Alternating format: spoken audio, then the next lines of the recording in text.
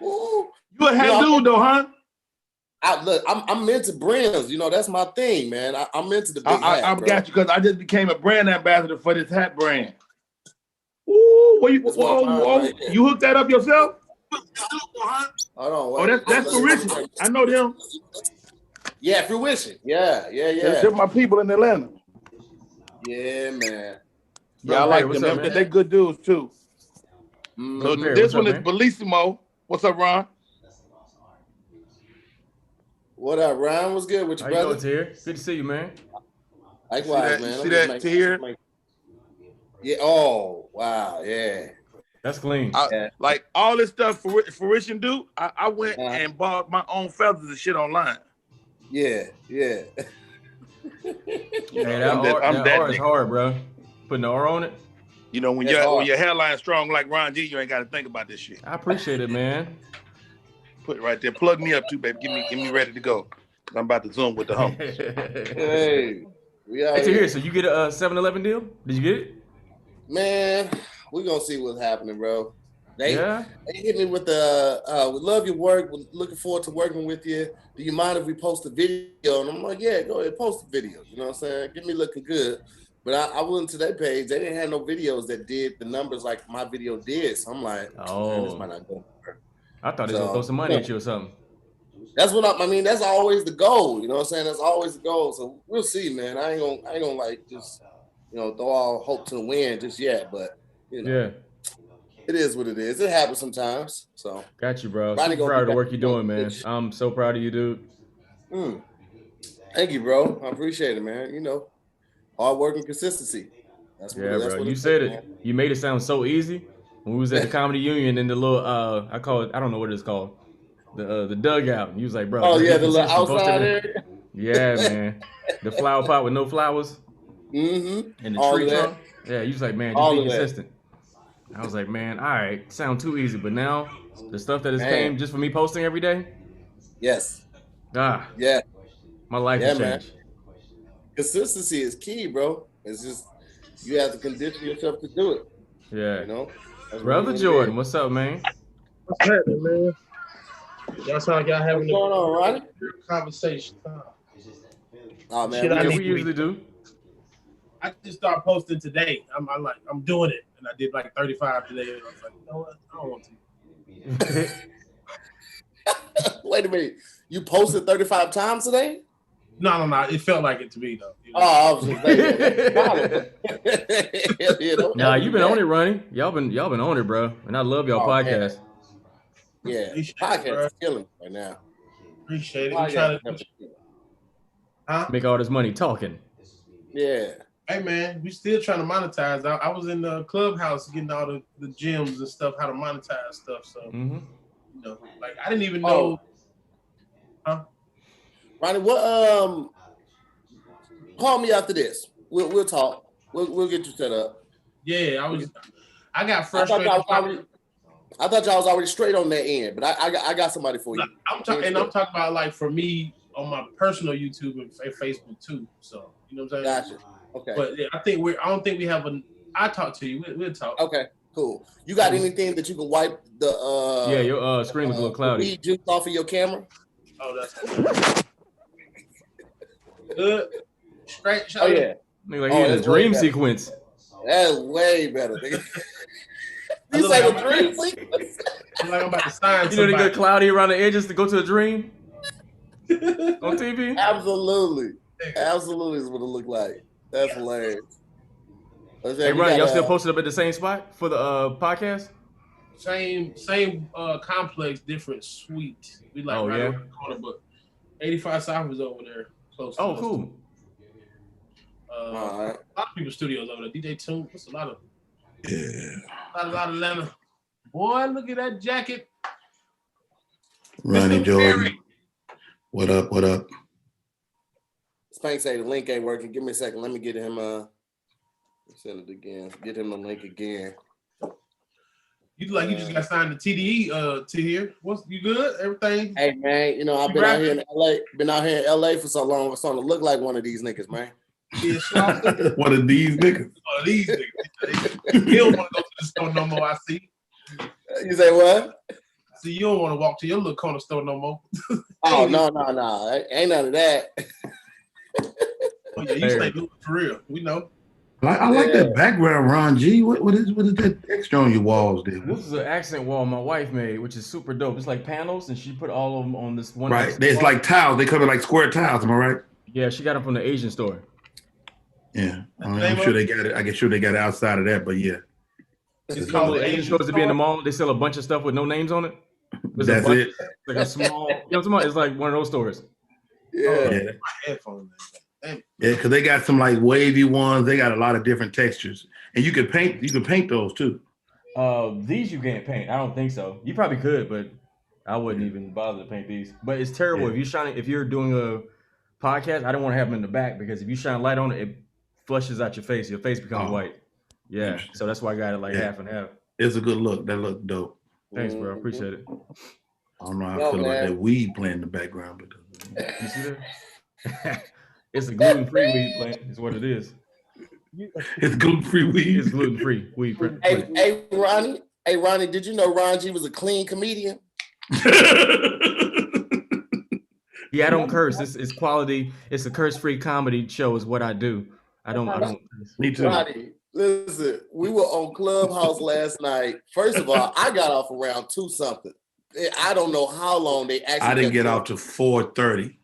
And then you were up this morning when I got up. You started another room with somebody else. It was like 8 a.m. I was like, this nigga Rodney don't sleep, bro. Oh, you're working? I was really concerned about your well-being because I was like, when did he go to sleep? I got off close to 3. I took a nap at I missed my 12 o'clock podcast because I was asleep.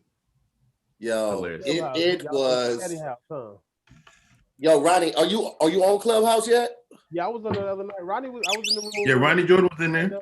Okay, bro. They was giving a bunch of Jews about monetizing and a publicist is important. Bro, the funniest stories, the craziest conversations, everything last night. Where is Chris Spencer? Why is he so far from the camera? He, you know how. He always got to flex his richness. He finna control the lights through his phone. That's what he do. He finna control the lights through his phone. Watch what I tell you. Look how you looking up. He got a 92-inch flat screen in the wall. He's at the LA with track lighting. Trying to look as good as Ron G's goddamn setup. And Ron G shit is amazing, right? Thanks, bro. I appreciate it. Ron G is on MSNBC right now. Because I'm a clean comedian. There's always room for a clean comedian. There's always room for a clean comedian. What up, Ronnie Jordan? How you doing, Mr. Spencer? You good, man? Where I see you last? DC? We was in DC, man. Y'all made me go last, man. I was shitting bricks. They made you go last. Shut up, Ronnie. Shut up. Follow your ass. I'm sick of you being great. My your money greatness. Last, though. I had to have last money to go last sometime to me. It's coming. Hey, Ronnie, you sound really far away, bro. Me? Yeah. Yeah, you sound far away. Hold up. Is it? All right. Is that helping? Nothing? You go last, but go first money. Can you hear me? Yeah, if you're talking to that thing, it sounds better. Okay. No, I wasn't being funny. That thing? That thing called the mic right there. Yeah. This thing here? Okay, got it. Hold on, I'm trying to upstage Ron. What? Ron. This nigga is on the set of. There we go. All right. God. I was on the View this morning. I was on the View. I'm on UMC now. Nice. You got all you done hit the backlight. You got to Yeah. Bounce TV on Bounce. Oh, man. Let me try to get. Frank's still talking about the link ain't working for him. I'm like, bro, how's it working for everybody else? Frank don't know how to work it, no electronics. Who's left? Lying. Hey. Spank. Oh, Spank. Listen, what time did y'all get off that damn? We were just talking about that. Tahir said he shut it down at 2:30. Yeah, I got off at 1 o'clock. I was there at 4:30 at least. Really? East Coast time. But you look crazy to your wife in the house, though, just talking to your phone and listening to it, just walking around looking at it. Right. Listen, and then we did it again this morning. You and Finesse, man, y'all got some great stories, bro. Oh my God. They're currently in a room right now. I just saw that. There's like 40 comics in the room right now. Niggas missed the green room, bro. That's what it is. It's Mr. Green Room. We missed the green room. Wow. Finesse had the greatest bomb story, I think. Oh man, I chose not to tell mine. You gotta tell one of them, Rodney. You gotta tell one. Well, hold on, let me do this. Yeah, why don't you start the show? Or do we already? Yeah, I was trying to let Spank get here. Start the show. Spank in Clubhouse right now. He the Clubhouse. Don't get it going. He in Clubhouse. Instead of get Spanky next time. What he doing? Been on my laptop. He's in Vegas. He's he's in Atlanta. I think he he's in Vegas. Spanky Hayes. Spanky Hayes is in Vegas. You got to change that name, sir. I'm not gonna read that. I'm not about to read that, Mr. Willie. Mr. Willie? What's wrong with him, man? I don't know what's wrong with him. Here we go. We here. You need to change your name on your screen, brother. Oh, you definitely changing your name. Draw my name. Oh shit, my bad. It's for when we do radio and shit. My bad. Let me go ahead and change. This nigga got the keys to the straight from the heart studio. Yeah. Go back to Naeem's friend. What he used to say. Naeem was on the app today. Naeem was in the clubhouse talking, kicking game. Was he happy? I never Never sounds happy. Yo, welcome to another episode of Zooming with the Homies. We got a fantastic show with you guys tonight. Not gonna take a whole lot of time with the introductions because really nobody here needs an introduction. You've seen everybody here a couple of times. We're just gonna kick it off like that. First and foremost, my player partner from Atlanta. You know what I'm saying? You can check out his podcast, the culture. Y'all know him. You see him. You love him. You play it. The hoodies is on point. He still hasn't sent me mine. My wife literally asked me today, "Where's my hoodie?" I was like, "You got to talk to this nigga because he out here bullshit." Ladies and gentlemen, welcome back to the show, Mr. Ronnie Jordan. Thank you, man. This is a great episode of Unsung. This is awesome. Can't wait. Hey, is that a chalkboard behind you? Yes, nigga. It is dangerous minds over this bitch.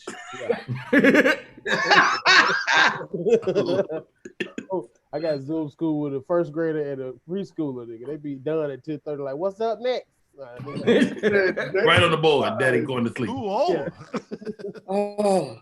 Next up, ladies and gentlemen, he is one of the undisputed and underground kings of Philly. You see the hat he's rocking right now, so you know he's part of the Heartbeat family. You might have seen him on tour, one of many world, not just national, but world tours, ladies and gentlemen. A Philly native, a writer, creator, producer. We got Spank Horton in this joint. What's up, ladies? How y'all doing out there, ladies? Y'all good? Yeah, it's your boy. Get your goof ass. You gotta get off the mic like that. Like you just... They got that hat turned to 06. That hat is to 06. I need a haircut, man. So I forgot to throw a hat on. Why you got it turned like Chingy though? Not like Chingy. You know what's funny? He just followed me the other day on Instagram too. That's funny you said that. Yo, I had a couple of older rappers reach out to me because they heard I was putting on an EP, and they was like, "Yo, I love to get on the EP." Big Sam from East Side and Look, East Side John, yeah. He reached out, was like, "Yo, bro, I love to get down." I was like, "Really? Okay, let's do it. Let's go make it happen." Next up to the mic, ladies and gentlemen. You seen him all over, man. He had some of the best stories last night on Clubhouse.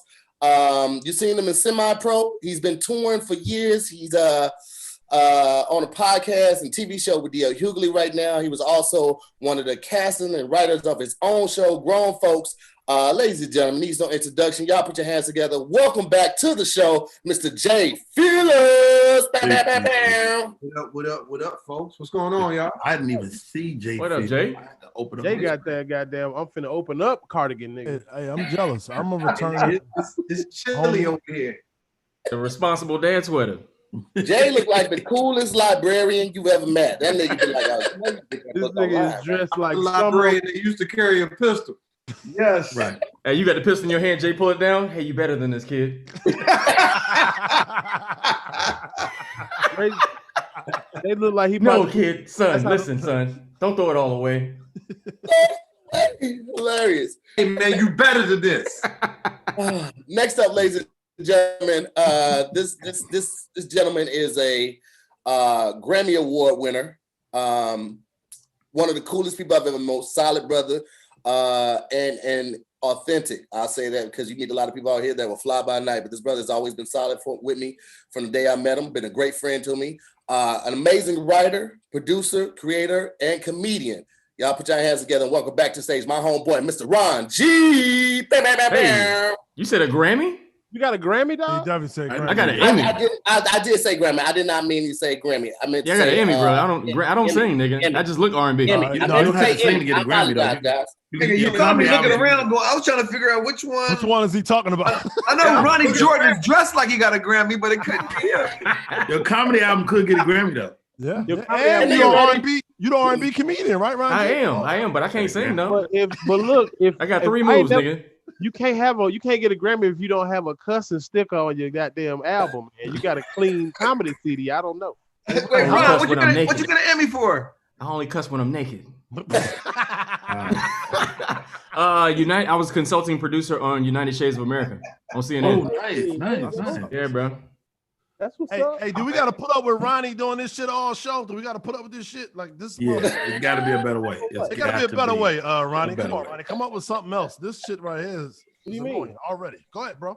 That's because Ronnie making all his money off of these hoodies and these skull caps, but he ain't putting none back into the business. This nigga got a multi-million-dollar business over there, ain't investing nothing back into himself. I'm sick of this shit. I heard he made $3 million in chalkboards last year. I'm actually in school suspension, nigga. This is where The price of 3 hoodies, you can get a ring light and a mic. Hilarious. They feel like Summer Walker Unplugged down there. You sound like you talking from the outside of your car on the Bluetooth. Like the car. Your microphone sound. But you on the outside. Like y'all still hear me? No, nigga. Hey, your microphone sound muzzle AF.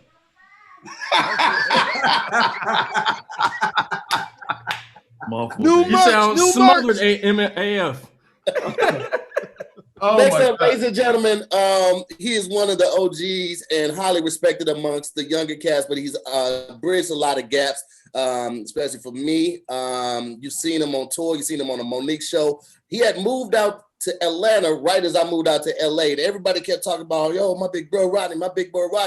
And I was like, yo, who the fuck is Rodney, man? And why he ain't reach out to me and shit? But I had the pleasure of meeting him, and he's just a solid brother through and through. Amazing comedian. Can never say that enough. And an outstanding writer. Ladies and gentlemen, put your hands together for Rodney Perry. Hey. What up, Felly?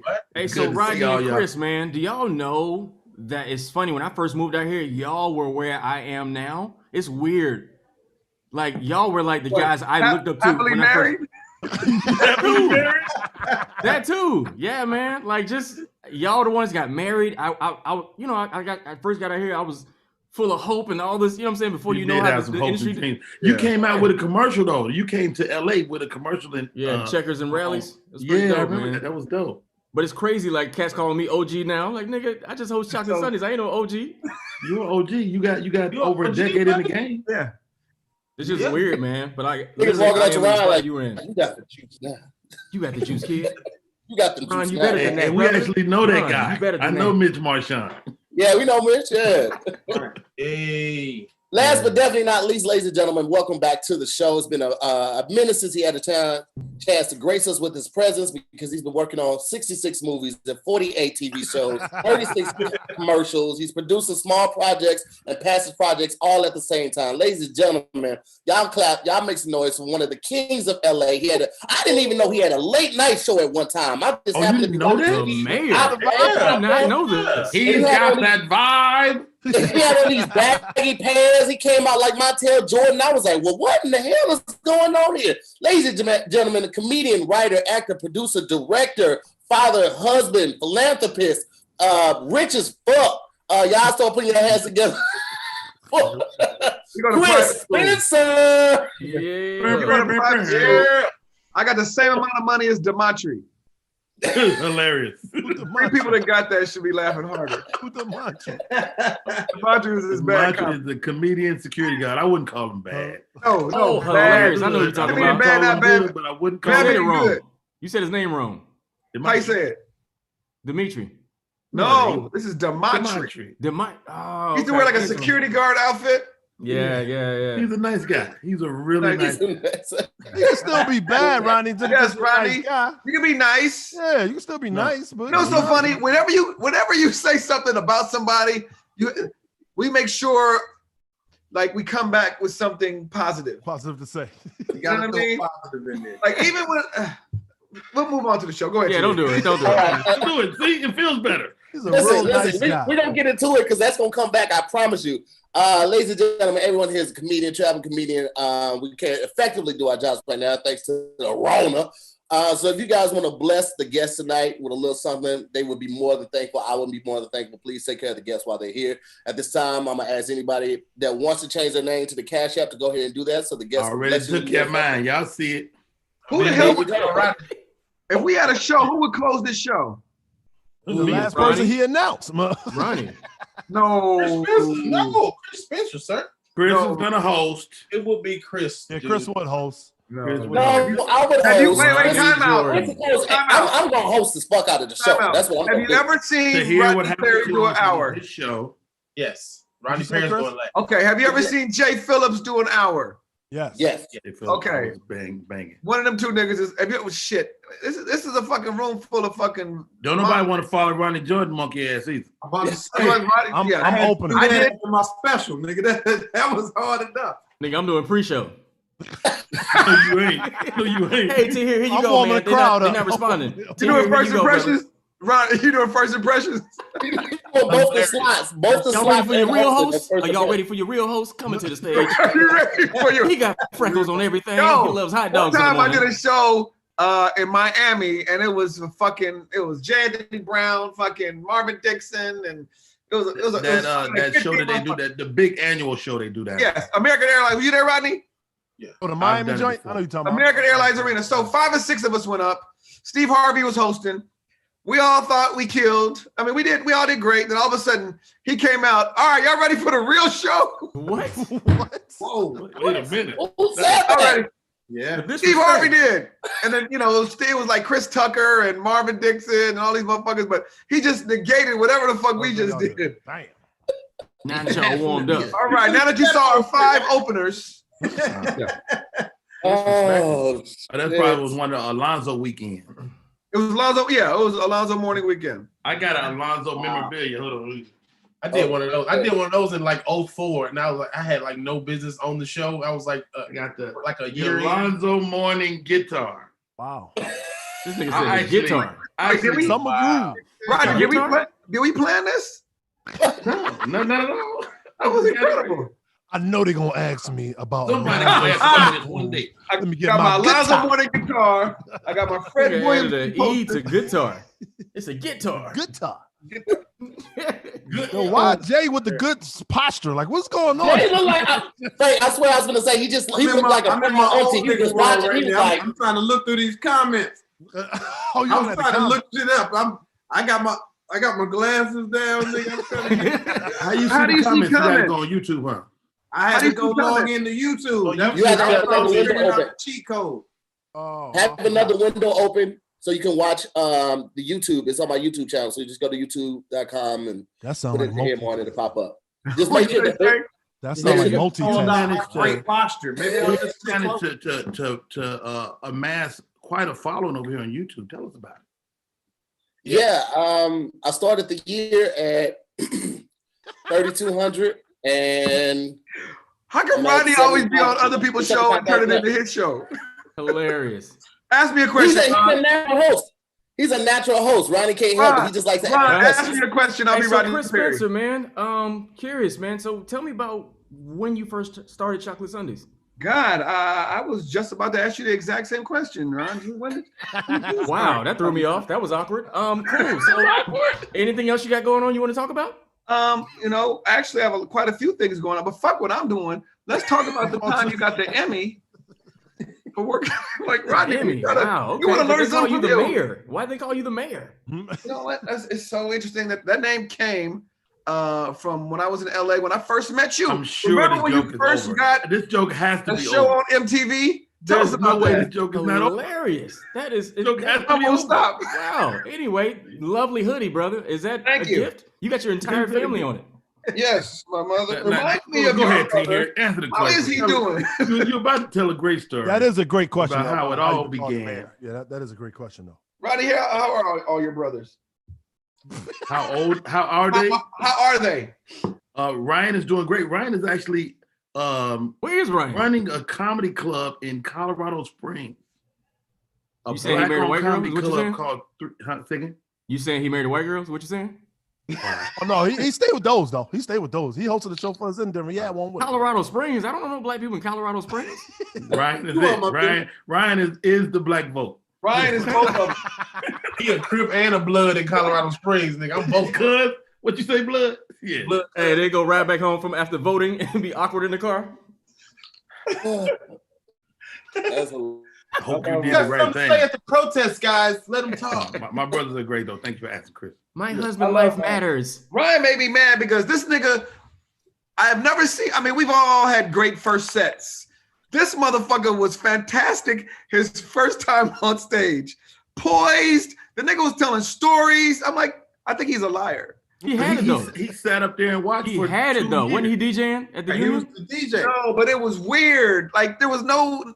Listen, we've all were funny. We were all, yeah, you know, I got to. This motherfucker was like, he was so fucking smooth, way better than Rodney. So it shocked me. He had me. He had a learning curve. Yeah, that nigga watch you. He was incredible. Yeah, he came up fast, man.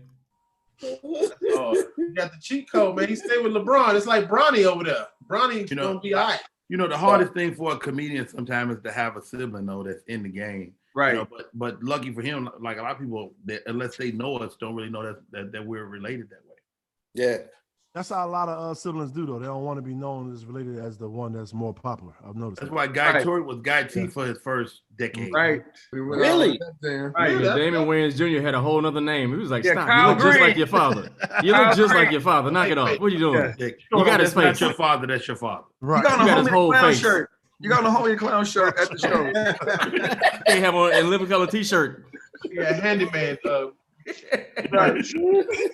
He's not my dad. Are you sure? It is tough, nigga. I don't know if the only person could have been there was probably Rodney. Were you there when Joe and Guy had this like coming out party for this DVD at the Comedy Store? And then I was there. How about that? Jay, you was there? Yeah, I was there because they had that. Yeah, I Oh. was there for that. Tell the story, Chris. Don't just bring it up and then shake your head. Shit. No, we gotta get on with the show. I'm just saying. I just want to know if The anybody show was there. started. This the show. This what I wasn't gonna wear this. If you would have changed, I would have. I'd have cried. He took that. Damn it! I wish I had something. If you would have took that off, I'd have took this bullshit sweater off.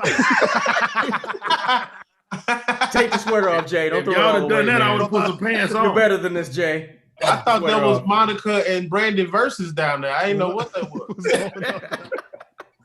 Yo, so Joe and Guy started talking shit about each other, and then we're going credits for credits, right? So Guy's movies were fucking. What was the one with Life. American History X. Yeah, he had Pearl Harbor and fucking and he was hitting Joe with all the Master P and all this shit. Yo, it was the fucking most uncomfortable, funniest night in comedy. Then they had a big ass cake. Joe was mad and went back and put his fist through the cake. Really? Them Tory boys. Them niggas was always 3 words away from beating the shit out of each other every time you would see it. I gotta put my money on Joe in any fisticuffs, but Guy is wiry. Yeah. I couldn't have these niggas on the same Zoom with the homies. I had to separate them by a week. I was like, this shit ain't gonna work. They can't even call in. How you social distance a week with your brother? I had to Keep them niggas 6 days apart. Then the next week I booked Guy. I was like, I Hey, don't to here, you keep them niggas 6 days apart, social distancing? Wow. I had to make sure they were in the clear. It's like Brandy. I mean, the Brat and Lisa Ray got them. When they had their unsung though, they made me cry. I gotta be honest. Oh, Guy and Joe. Oh, it was incredible. It was incredible. I don't think I saw it. It was great. It was great, bro. I'll check it out. Hey, Guy Tori's 50th was awesome too, Chris. Like you murdered that, bro. That shit You was and so Buddy much- Lewis, it was epic. That was fun. Yeah. I opened up for that too. I opened the show. I was a pre-show. It was amazing. You set the tone. You set Not for the real show. It was amazing. That was fun. I like doing those. I haven't been to an official one yet. I haven't done it yet. So Let me ask you this to hear. They had one on what's the shit we was on till 2 a.m. last night? Clubhouse. Clubhouse. some little young boys, but they have no manners. They just be talking over each other. I was like, oh, you talking about the roast room? Yeah. Man, I went in there and they lit my. You ain't know who was coming up. I said, yo, you can't see it. You like, what? Who talking? You don't know who's talking. Exactly. Nigga, that's the hard part. I be scrolling through trying to see who got that little ring around their head. By the time you get that, yeah. Hey, I did them like Lance was doing. I just started grabbing their pictures and putting messages on them. What's his up? Yo, Lance is killing that shit. I grabbed the one little dude just put ugly on his picture. Here, have you ever been to a Chris Spencer birthday party? I haven't. Chris didn't like it. Will remind you of how famous you are in LA. June. You think you popping right now on YouTube, Instagram? Nigga, I had TV credits. I walked in and I'm passing out flyers. I'm like, this I ain't supposed to be here. I seen Don Cheeto trying to get in. It is the most disrespectful event ever. If you ain't in that clique, man, Ron, I already knew. Listen, as a comic that's hosting a weekly night show in LA, a Wednesday weekly night show, one of the best shows in LA. I'm feeling good about myself. Chris had the show at the Savoy, right? Nigga. I woke up one night just trying to show love, getting in there. Dude was like, yo, where you going? I was like, going inside. I'm a comic. He was like, it's be $20. I said, I don't know if you heard me. I'm a comic. I don't know if you heard me, nigga. It's $20. I was like, you're right. Here, security only come not to let comics in. That's the only reason why they come. That nigga tried to carry me so bad, like I ain't had no money. I paid the nigga double. I was like, look, take a little $20, nigga. Pay for the nigga behind me. Why you acting like that? You know it's me. That used to be one of my biggest fights with Jonathan. Is like, you can't fucking charge comedian. Why? You think he care about that? He didn't give a fuck. Bad knee, security guard, nigga. He ain't gonna get up. He's just gonna tell you. He like on this bad knee. Hey, look, nigga, you gonna have to pay. Yeah, that shit was. I always say I'm on the list, and hopefully they recognize me because I know my name ain't on the list. They got mad at me because I just made a comic list. Yeah, it was like 200 names. I was like, motherfucker, everybody's on there. Let them in. I was like, I took an Uber and the Uber was $40. I was like, nigga, I live out here now. I ain't going back. That's my Chris, wing. You had some of the best rooms. Chris, you had some of the best rooms in LA, man. A lot of comics might not know about. Like, remember the spot you had on Hollywood Boulevard? It was like comedy at first and then R&B at night. Oh, that was, you mean R&B Live? R&B Live. That was one of them, but it was another one. I remember performing there and you were hosting. You had some of the livest, like it wasn't at a club, but it was at it wasn't at a comedy club. Upstairs? Yeah. Upstairs. Yeah, that was R&B Live. Yeah, it was like the first incarnation of R&B Live. Yeah, exactly. There you go. When they got to, it was incredible, bro. Incredible. That shit was great. Hey, Chris, remember you? That's the first time I saw what's name DJing MC Light with DJ outside at the after party. Yeah, that shit was dope. That was Greg and Philippe. Those dudes are fucking promoted legends. Yep. That's what it was. Yeah. Hey, but what you saying, Tank? Spank? When you had the comedy store and it just said Spank and Spanky Hayes showed up, you're like, yo, it ain't for you. It's for other. I always wondered about the reason why a nigga hate me, because you hit him with, nah, man, it's not you. It's the tall. Wait. Why did he think he got booked if you hadn't talked to him, though? Somebody probably told him, yo, I heard you at the comedy store tonight. He was like, oh, I guess Chris booked me. But you got a Y on your name. You got a Y. Exactly. You ain't supposed to be here. But I got booked for a couple colleges, and he thought he was booked too. And that's the reason. That's the reason why he show up at your gigs. Ladies and gentlemen, somebody said I'm supposed to be here.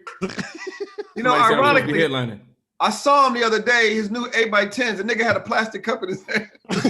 Wow. So he taking your gigs too. It was a blue cup. It was a blue cup. Spanky had a beef with Tyrese for a long time. It was awkward. It was very he was eating him up. He was eating him up, bro. Yeah. Oh, Tyrese even said that. He said, yo, man, I cursed you out by mistake. I said, what do you mean? No, somebody bring your name up. I thought they were talking about the little motherfucker. Oh, that's hilarious. He said, no, residual anger because you had a name close to him? Oh, shit. Yeah. That's funny. Spanky Hayes is hilarious. I remember, so we shot the Wild 'N Out pilot presentation, whatever, at the Comedy Union, right? Spanky was in it, killed. Then we got some more money, and then we shot another pilot, killed. And then so they cast it, and they didn't pick Spanky. So we're at the studios, and all of a sudden I'm at the door. I'm like this. and I hear Chris. He's like, I was like, what? He says, Nick didn't call me. I was like, yeah. You ain't win, buddy. I said, I fucking killed that fucking show and the audition. Go get Nick. I said, nigga, we in a meeting. All right. Nigga, he waited, had a conversation with Nick, and that nigga was on the show. Wow. Hey man, he didn't give up. Don't give up on your dreams. Work. And you remember the Spanky and those guys had an improv group before. Oh, they were great. The other level. The other level was incredible. Yeah, Joe Blunt. Yeah. Thomas Ward. Howie Bell. Nigga, they were funny as fuck. In an improv group? Yes. Improv group. Yeah. Improv group. Where do you perform this? This is in LA? Comedy clubs. In LA. All comedy clubs, yeah. And they was under Marcus King. They was under Marcus King, and they had a deal too. They had a deal. They had money on the table. Sure did. Wow. What? Shout out to Howie Bell. I hate that I missed that. That shit would have I love Howie. Howie, back in the day, I did a show with Howie in New York. I opened up for him, right? And we was cool as hell. But at the end of the night, I guess he went on MySpace and said, yo, you ain't the real Spanky. I'm like, yo, what the fuck is going on? This is the third time today that I've heard Spanky beef. Nigga, I didn't know it was. I didn't know that y'all niggas had beef like that. Y'all don't remember the beef on it went a little viral. It was on Twitter. He was coming at me all on Twitter. I ain't respond to him at all. Really? That's probably why I ain't hear nothing. Nigga, y'all it's only beef if two niggas talk. True. Yeah, that nigga was supposed to be a plastic cup, boys. He ain't gonna forgive you for it. Oh. Hey, showed up at that rehearsal. He showed up at the Plastic Cup Boy rehearsal, like right. Nigga, I killed all these Plastic Cup Boys. Chris will let him in that time. Hey, tell Kev to come out. Tell Kev to come outside. Hey, tell Kev to come outside. He's in the room, bro. He's trying to get in the Zoom room. I just hit. All right, hold on. I'm gonna let him in right now. He call himself faux pop now. He'll pull up on your ass. That's right. He faux pop. I forgot about that. He faux pop. So out your mouth. He had one of the best jokes though. That nigga had a joke. He said when the cheeseburger would come out, it was called Cheeseburger Eve. Some shit like that. And it was just a brilliant ass joke. Maybe not. Okay. Not the way you told it, but yeah. I just send it as it was coming out. I hate it. Yeah. Whenever I hear it, I'm a boo it. Now I don't like it. Right? Yeah, the confidence one behind that. Boo it when I say it, not when he said it. Rodney been in the clubhouse all night. He is fatigued. He's delirious. He's in Atlanta. It's 117 right there. Rodney came in and said, "Good morning, Vietnam" on this motherfucker. What you doing? Go to bed, nigga. Got the furry little feet on. I know you comfortable. I am. You look tired, right? You fighting sleep like a 9-year-old. Like no, I drank some coffee. I'm good. And then you're rubbing 25 more minutes. Listen, Chris, it got so bad in the room last night, man. They started letting people onto the panel. No, that was Spanky Hayes that did that. Listen, I thought that'd have been a dope idea just to bring. It was a horrible idea. Listen, it was funny. Listen, I don't know. Were you there when Tiffany came in?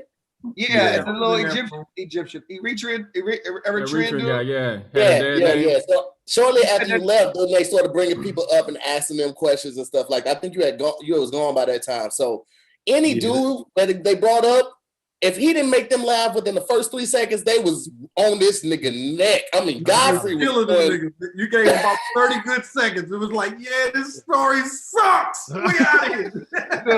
So was it an open mic or something? It turned into open mic? Yeah. They were just like taking questions and basically they were bringing people in and letting them talk. Can I tell you what happened? Mr. King Spank decided. Sweet Willie. Hey guys, why don't we let the people up? Let the people start talking. I said, what the fuck? So then he let 40 people up. Now we got to sift through all the bullshit. But Godfrey made it incredible though. I got to give him up. Godfrey's incredible himself. He is, man. Doing the Cosby beat. But what's funny about Godfrey, he's always been a great comic. All of a sudden this year, the nigga lets us know he can dunk. Like all these fucking impressions. I know, right? Yeah. Nigga, we didn't know you could do all this. Oh, nigga, the Steve Harvey makes me cry every time. I absolutely did. I knew that. Steve Harvey is incredible. That nigga came in with him live the last couple weeks, man. We've been going on the board. The survey says against Steve Harvey. I do the new Mike Tyson, because Mike Tyson's changed now. It ain't the same niggas it used to be. This is the new weed smoking Mike. That nigga got he's talking to you. I'm crazy. Hey, Mike Tyson is scary. No, Jay, you gotta add when he fucking flips the switch on some of his guests sometimes. And go like I'll kill you. Have you ever had a What if I fucked you what if I fucked you? You be like, hey, nigga, whoa. Wasn't nobody talking about fucking the scariest part about Mike when he telling a story and he paused and he sound like he constipated, he go, I'm like, oh shit, Boosie dead. Hey, the funniest part about that fight when it was like, hey, Roy, would you like to fight him again? He was like, let me ask my family. Let me check with my wife and see what she says. Then Mike bullied today. Like, he's gonna fight again. What about me? What about me? He'll definitely fight again. What about my ass? Won't nobody worry about my ass? What about What's me? the next undercard? Nobody was worried about you. Hey, did y'all hear the you guys story? Undercard? Did y'all hear the you guys story with Mike? Uh-uh. He was a kid. He was like 8 years old. He said his mom got robbed, and he said, for a fact it was Mike Tyson. So he did it on Vlad. So who said this? You got from Wu-Tang. From Wu-Tang? Okay. You got from Wu-Tang. So he was like, yo, I know for a fact it was Mike Tyson. So it's been years later or whatever. So what's the other fighter from New York? Ballhead from New York. Little nigga, Fort Floyd. Oh yeah, Zab Judah interviewed Mike and was like, yo, you guys said that you robbed his mom for earrings when he was a kid. This nigga Mike said, oh, that's what you guys said? Well, tell you guys to come ask me for his money because I got money now and I give him the money back. I was like, nigga, I ain't gonna ask you for that money. I'll be damn. You could just have my mama. You could just have my mama. Here you go. You can take the whole mom. My mama when I was 8 years old. Her earrings, you can take everything. I was when the scariest Mike when he start calling himself nothing, I'm nothing. You be like, oh shit. Yeah. Don't let him be about to cry. Yeah, when he say I'm nothing, it's like, oh. He goes,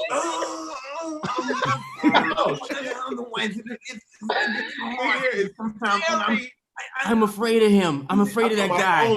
Yes. I'm afraid of the guy you are and who you could be, nigga. Bro, can you imagine the last time Mike Tyson said he was afraid of somebody? He probably hasn't said that shit in the last 40 years. Yes, I used to always try to get him to come to Chocolate Sundays. He'd be like, no, I don't like those guys. Yeah, I'm like, you want to say is you gonna fuck somebody up if they say something about it.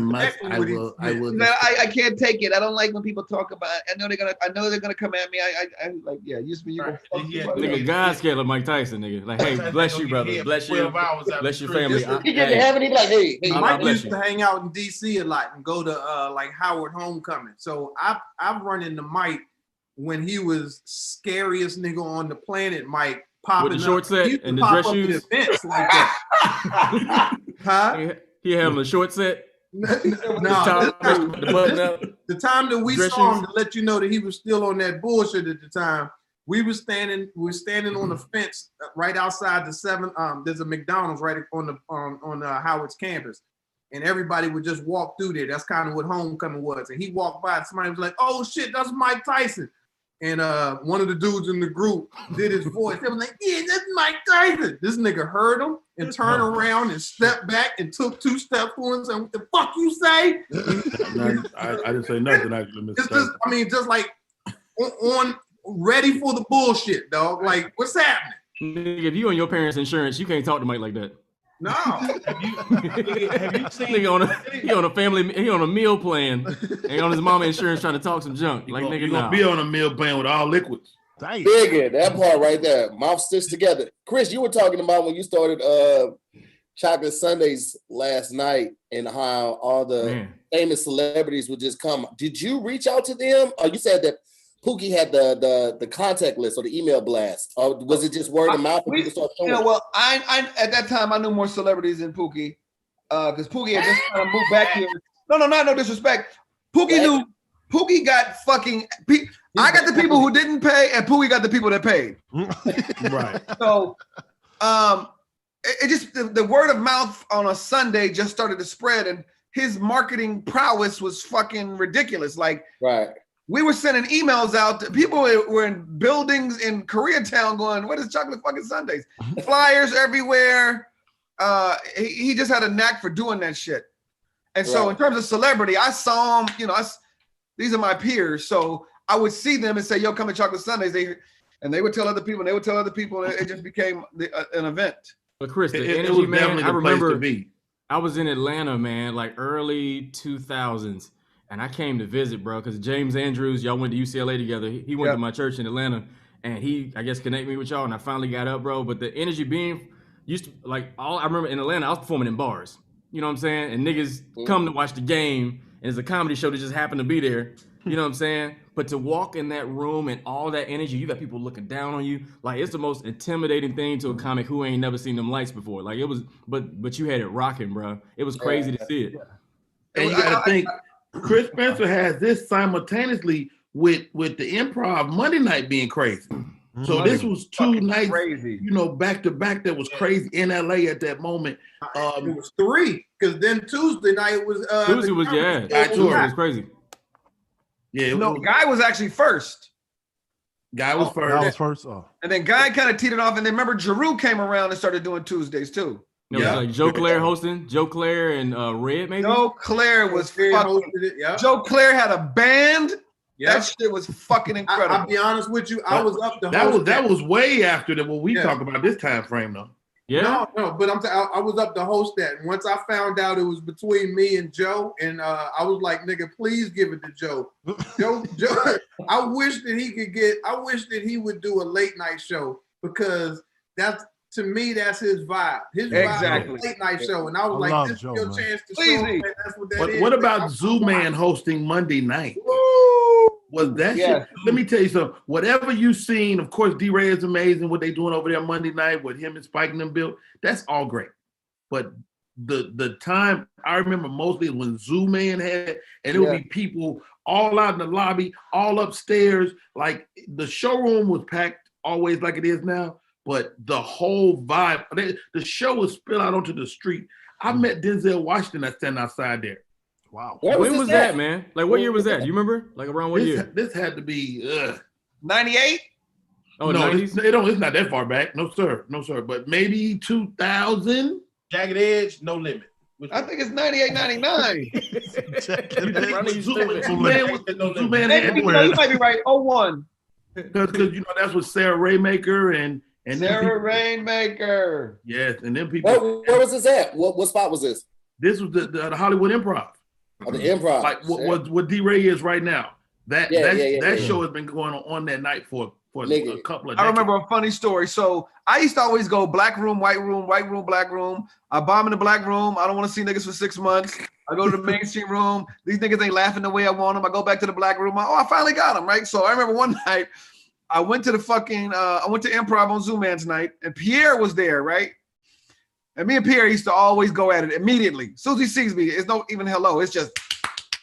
Right. So he goes, Chris, what you doing here? Ain't no white people here tonight. Wow. Without missing a beat, I said, so why don't you sit in the front row so I can feel comfortable? Wow. Hilarious. Ouch. Hey, him used to go at it. Arnez J used to fucking always go at it with me. Was you there when Arnez and what's his name got in the fight? Brandon Bolin? No. Nobody want to fight Brandon Bolin. But Freeze. Freeze Love, yes. I heard about it. They got into it over the word nigga. No, I thought it was over da-dun. That was a different fight. That was a different fight. Jesus Christ. Somebody had a fight. Arnez squared off a couple of times, for different things. Because Arnez and Jeff Brown almost got into it. You remember that? Yes. What? Over Chicago? Over the ghetto opera. Was the opera joke we used to do. No, it was all over joke thievery. Can we get some context to this? Is it just what is it over? It was definitely the backdrop was joke thievery, and it was crazy because the backdrop. It was old. Got political connects. No, it was old because it was based on that old joke that Jeff had done years ago, but he had never ran into Arnett. Right. So I'm about to blow y'all mind with the next story. Keep going, Rodney. The joke is like 10 years old. Jeff is a martial artist. So they outside of the ha-ha, Jeff like this. Yeah. What he did, Rodney? What he did? What move is that? What is he? He's like emoji. That's the emoji. And Arnez, Arnez doing the crane, It was crazy.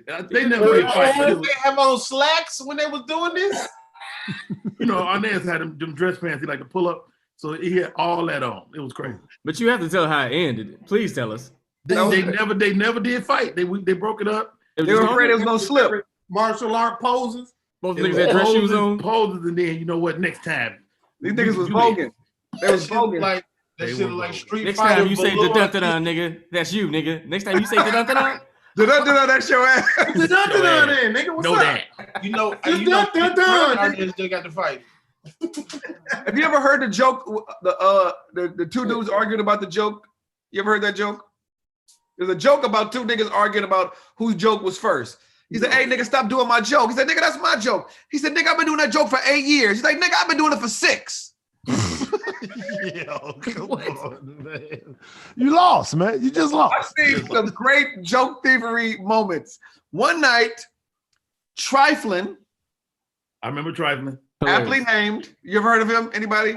Trifling. I know he is. Yeah, absolutely. Trifling was in Jamie Foxx camp. Yes, until he stole a car. Is that what he did? Really? Really? That nigga lived up to his name. Them niggas was watching TV. All of a sudden, somebody go get the door. It was a salesman from the Mercedes dealership. "Hi, Mr. Fox. We just want to know when can we get the car back?" He's like, "What are you fucking talking about?" "Yeah, you got a car for your dad, and then you said you were gonna keep it for a week, and then see if you liked it and bring it back." "I didn't get no goddamn car." "Yeah, a guy here, Caprice. Fuck it. I think his name is Trifling." Trifling. First name is Caprice. He signed Trifling. It's on his signature. It says Trifling. Oh my God. So the other Trifling story is, that's your fault. one night we're at Chocolate Sundays, and Trifling is on the stage, right? Now, Johnny Mac is a stand-up kind of, but when he did it, he dips his toes in the water. Yes. But when the nigga did it, it was fucking funny because it was going to either be incredible or horrible, right? Right. So Trifler's on stage, and this nigga does Johnny Mac's joke. The one joke he had. The nigga got 8 jokes. He's doing one of them. He got 8? He got 8. I called Johnny Mac. I said, "Nigga, you ain't gonna believe this." He's like, "What?" I said, "Fucking Trifler's on stage doing your joke." He's like, "What?" I was like, "I gotta go." He's like, "Why?" I said, "The nigga's doing my joke. Hold on one second." Did my joke big.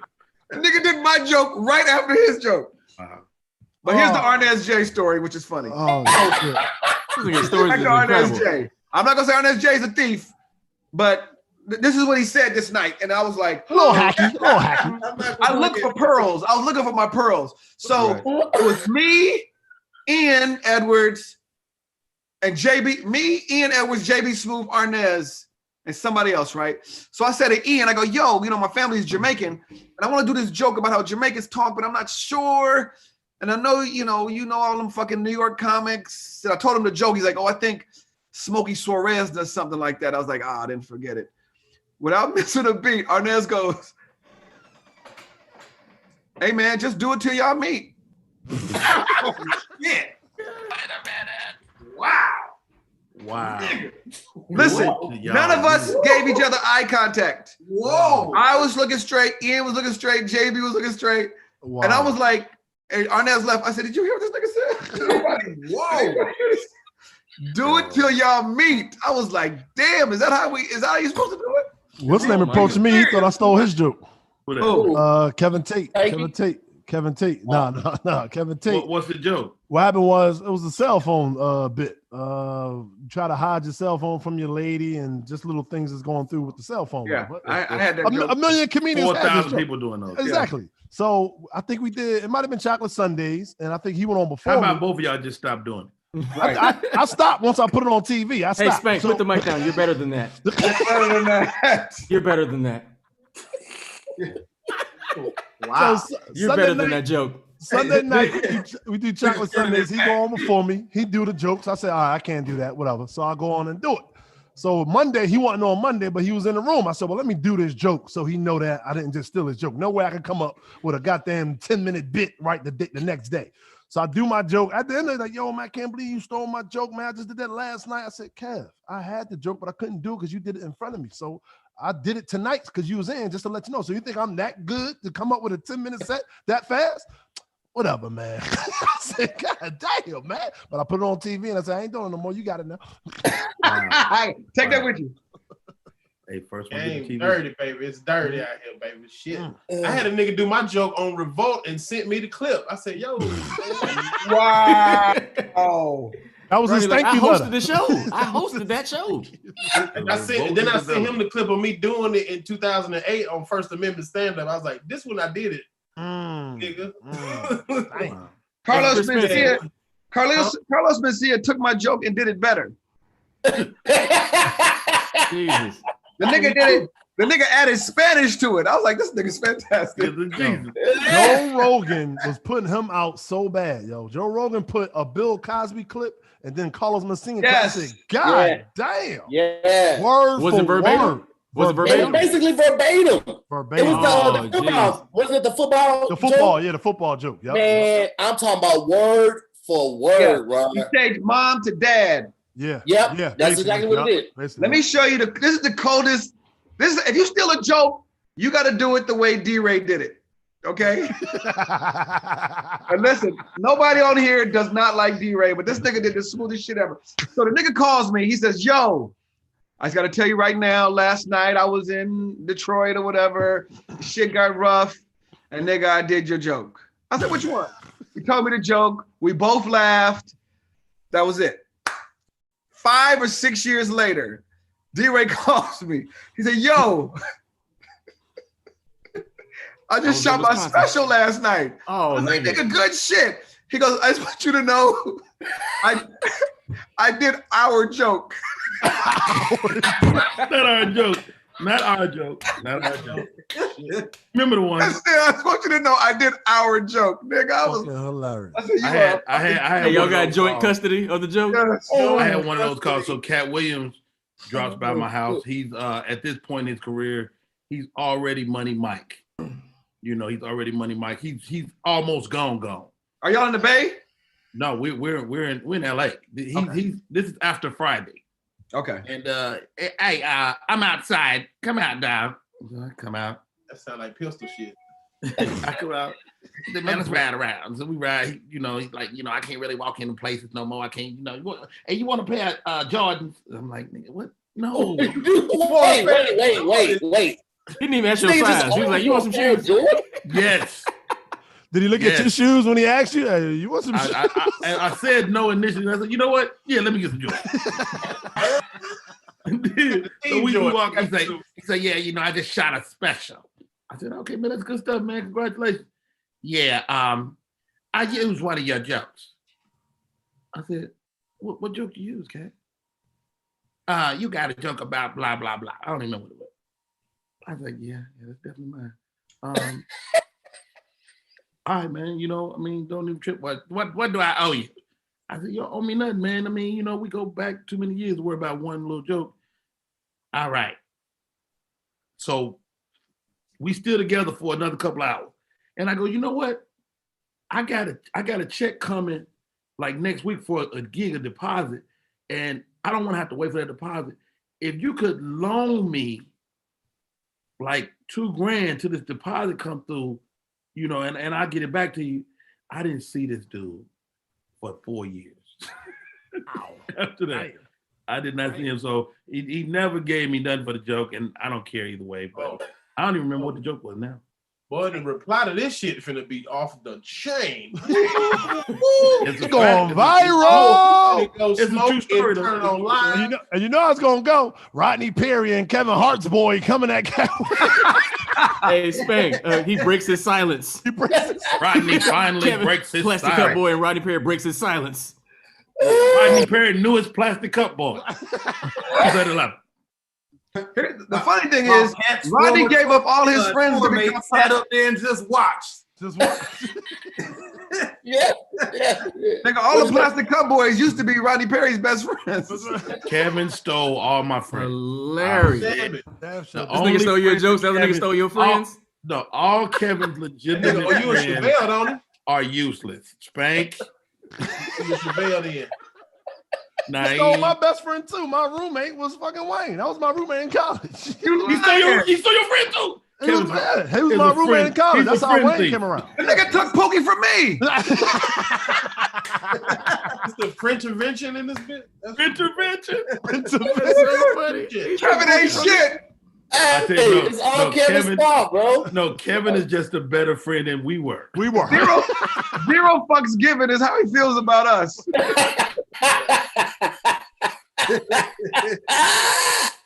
Oh shit. Where did you and Wayne go to college, Spank? Went to Temple. Naeem went there too. That's why I met Naeem. No shit. Wayne, let me tell you something. Spank is a real deal basketball player. Yeah, I used to hoop. Mark Macon. Yes, sir. It's my old head. Wasn't Bill Cosby a professor there? He went there, I think. He went there or something. I don't know. But Was he teaching comedy when you was there? No, he wasn't teaching comedy when I was there. He was doing chemistry. You old, gentlemen. Bill was doing chemistry. Chris Spencer, that's brilliant, brother. That's brilliant, brother. This how you make Spanish fly. I had to beat you to it, Ron. Oh, that was brilliant. Ladies and gentlemen, I invited somebody. From the U. Hey, Chris, he like in a lab like this? Bunsen burner. Vanessa Mitchell. Bill was doing chemistry. Hey, what up? Don't really take him out. That's brilliant, brother. Who got the somebody got the screen on? Ladies and gentlemen, I invited somebody. What's going on? That's gotta be somebody got their YouTube on. Let's turn the YouTube on. Turn your radio down. Vanessa Mitchell. That's hilarious. Look at you and hear you. Hey, Finesse just came from Clubhouse. He was late. He heard it the whole time, was just looking at it and listening to it. I think it was in Clubhouse. Like, sorry, I'm late, fellas. I was in the Clubhouse. I was moderating. I was moderating, zooming with the homies, and I was gonna come over. Oh, gotcha. Turn your radio down. Gotcha. My bad. Hold on. That's the nigga that called a radio station with his radio up. radio down. Turn your Hey, radio did I down. win? Did I win? Right. Why he responding to the YouTube? He didn't respond to us. He responded. Oh, yeah, you right. I heard me tell him to turn his radio. Hey, did I win? Kevin Nash, did I win? I'm glad you asked. Turn your radio down. But did I win? Am I calling number 7? What's crazy? I'm sitting up there watching the YouTube, and I see me. I'm listening to y'all, and I'm hearing a delay because I'm in the high. This nigga high. I know, right? I'm trying to get ready. I'm like, they can't see me. I'm like, oh shit, they can see me. Shit, they can see me.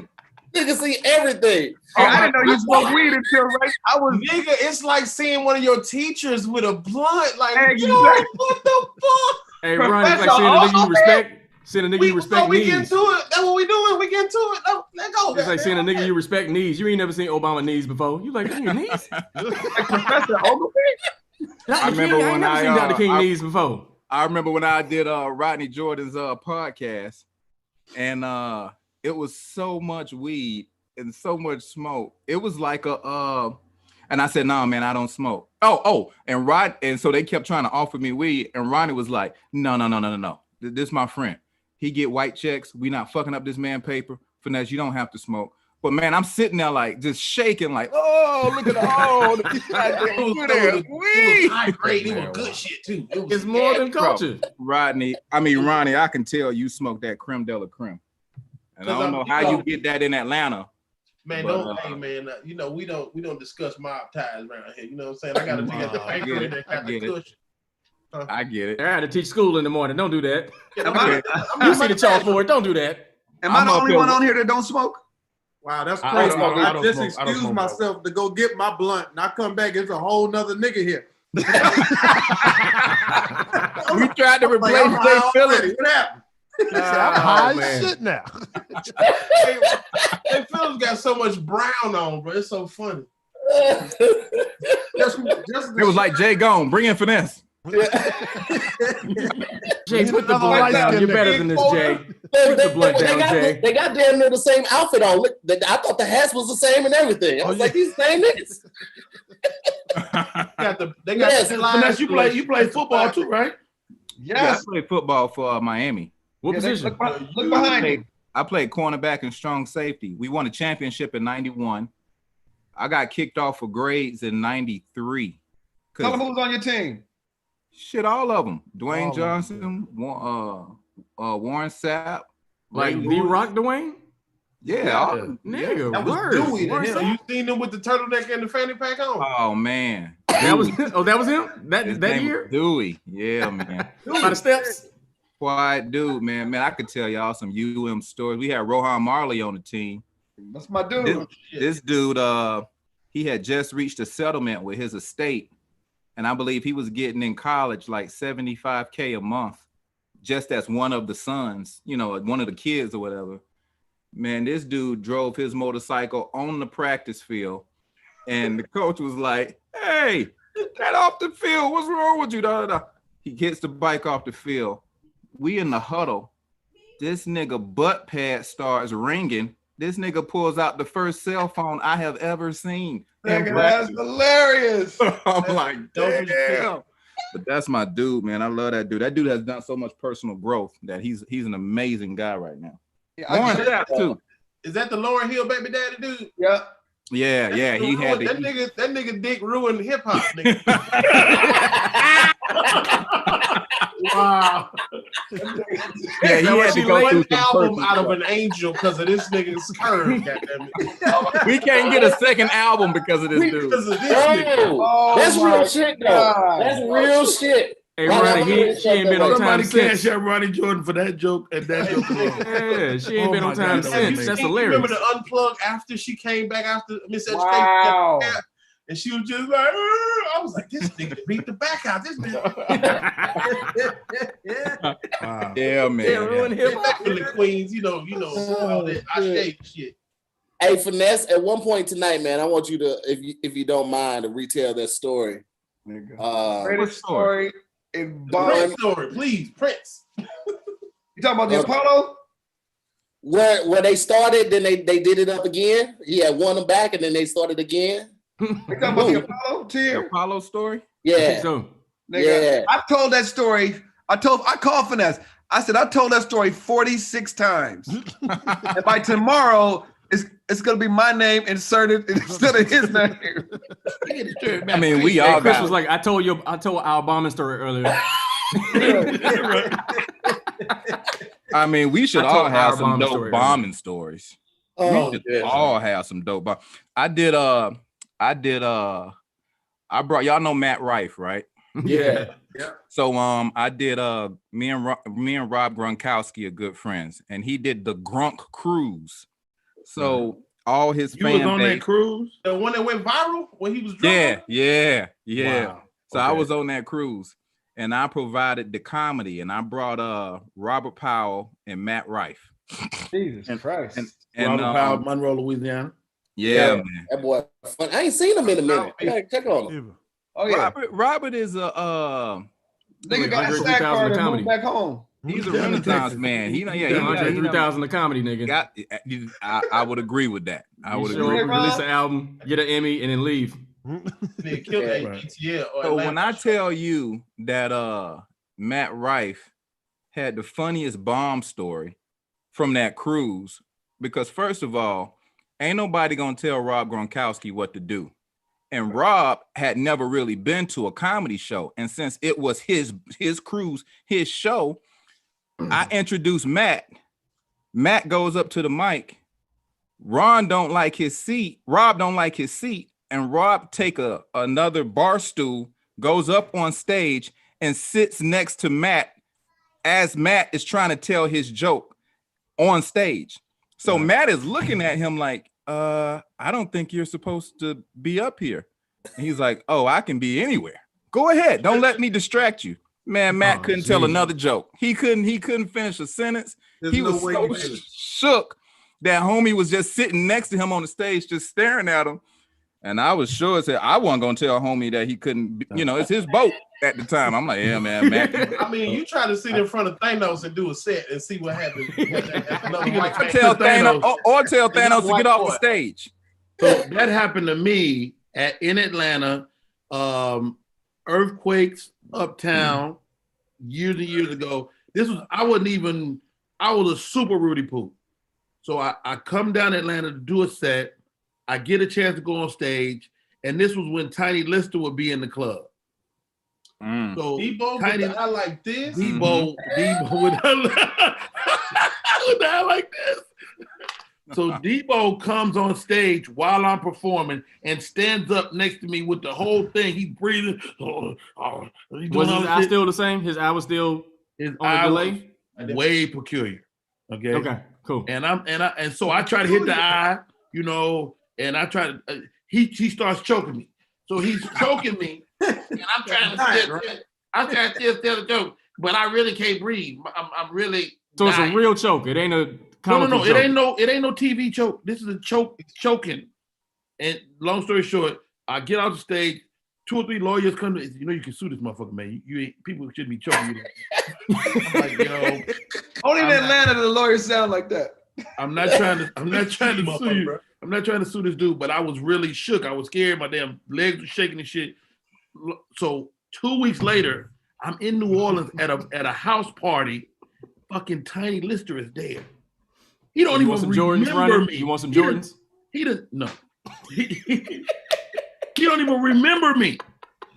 And I'm like, dude, you fucking choked me 2 weeks ago. He said, let me tell you something. You in good company. I choke Chris Tucker. I choke. He went down a list of different comics he had choked. All of them made it. And he was cool as fuck at this barbecue. He was nice. He was fucking engaging. He was talking to me. I was like, this is the same maniac that fucking choked me 2 weeks ago. Fucking Tiny. I put that pistol on that nigga ass, boy. I'm about to say, because everybody keep offering me Jordans. Well, I couldn't. You can't put a pistol on a nigga after you done pissed on a nigga. Yeah, you can't. Now you can't watch Friday now with your children. No, I can watch it. That nigga said you in good company of people I'd have choked. I choked many people. Gave his choke resume. Your set elevated after that, didn't it? You was a greater comedian after that, wasn't you? No, I was just very leery about people being on stage with me. You know, you can't get on stage with me for no reason. Last time I saw him, try to kill me in over the Atlanta. pandemic. Russell Peters had his 50th birthday party, and he had a little gathering back there, and we were supposed to roast him. So it was me and Guy. I think I don't know. It was a couple of us up there. Sid and Debo was there the whole time. Every time you hit a little joke or you say a little something about it, the nigga be like, "Yeah, that's what I said." And the nigga be like, he'd be tagging them with Debo-isms. Yeah. I'm like, come on. It's like, what you got on my 40? Ain't nobody gonna tell a nigga to put the mic down. He just adding in little Debo punch-ups. Man, hey, any of y'all ever bomb because you didn't do the research before you did the room? Like I went to me and Nate Jackson went to London, and I performed in a town called Leicester. It's like a little north of London. Leicester, England. Yeah, but everybody there was like Indian Punjabi or whatever. And me and Nate, like Nate went up before I did. Nate was singing and killing them, like destroying them, like because I guess they never seen nobody black and singing the way he was doing. Like he was killing it. And I went up.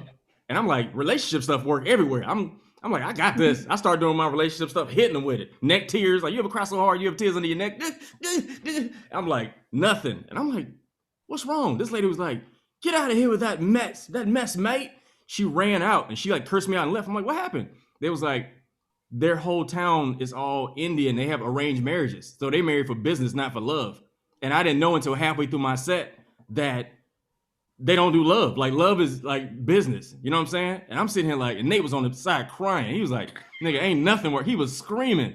And I was just there like, man, this is terrible. I didn't have nowhere to go. I started doing my family stuff. Like, nigga, they ain't understand my little Southern references or nothing. I was like, nigga, this is trash.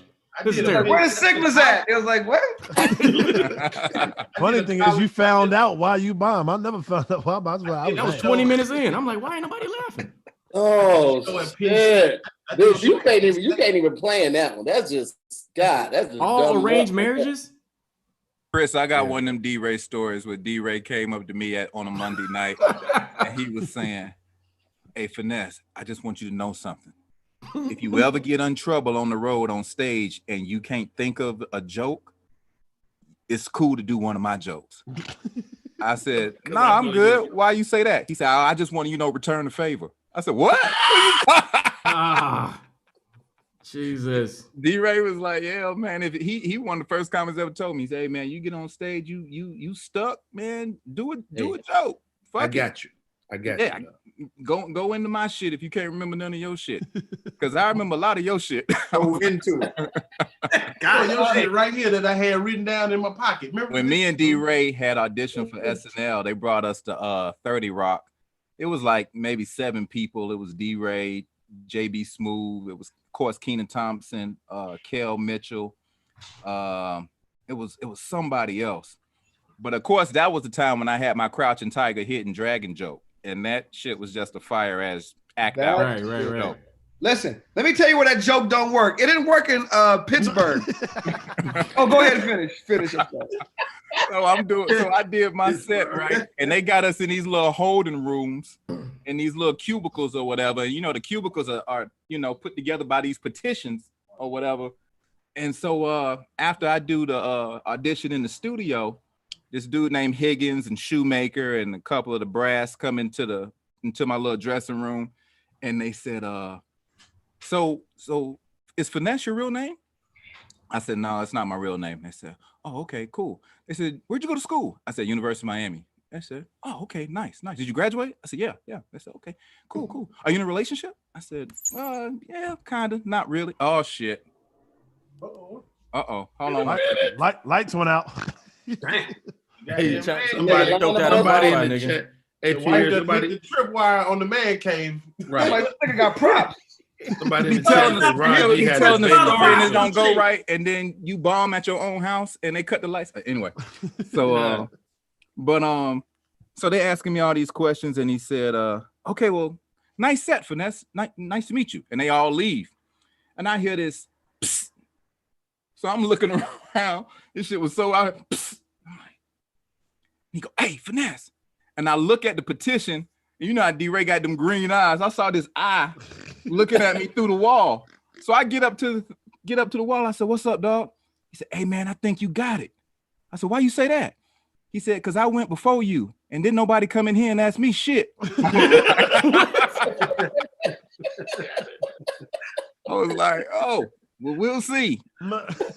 Wow. Sure enough, man, they didn't make their decision for whatever reason, and we ended up auditioning at the Laugh Factory on some impromptu shit, and I just had one of the best sets of my life that night. That shit was fucking. Yeah. The paint was peeling. Yeah, man, that was just a fire ass set. I remember those moments when you booked it. You was on the show the first night you was on the show. Like you was in the show that night. Cause they kind of warm you up, get you into the schedule. You was on that shit immediately. Shit was incredible. Bro, I had one of them stories where, and I never really told this story that much, but I had a girlfriend. We were living in the jungle adjacent, down there off of Stocker and behind the Magic Johnson Theater. Stocker and Mayhem. Yeah, I'm about to say, ain't nothing good over there. We jungle adjacent, and she says, let me tell you how you know you in the hood. We had probably 1,600 square feet in this apartment, but was paying $510 a month. God damn. $510 a month. You know how sometimes you go in the hood, an apartment is huge, but your rent is like all inclusive. Everything. Lights, water, Wi-Fi. And the crazy part is some months we had 2 people, we had trouble making rent.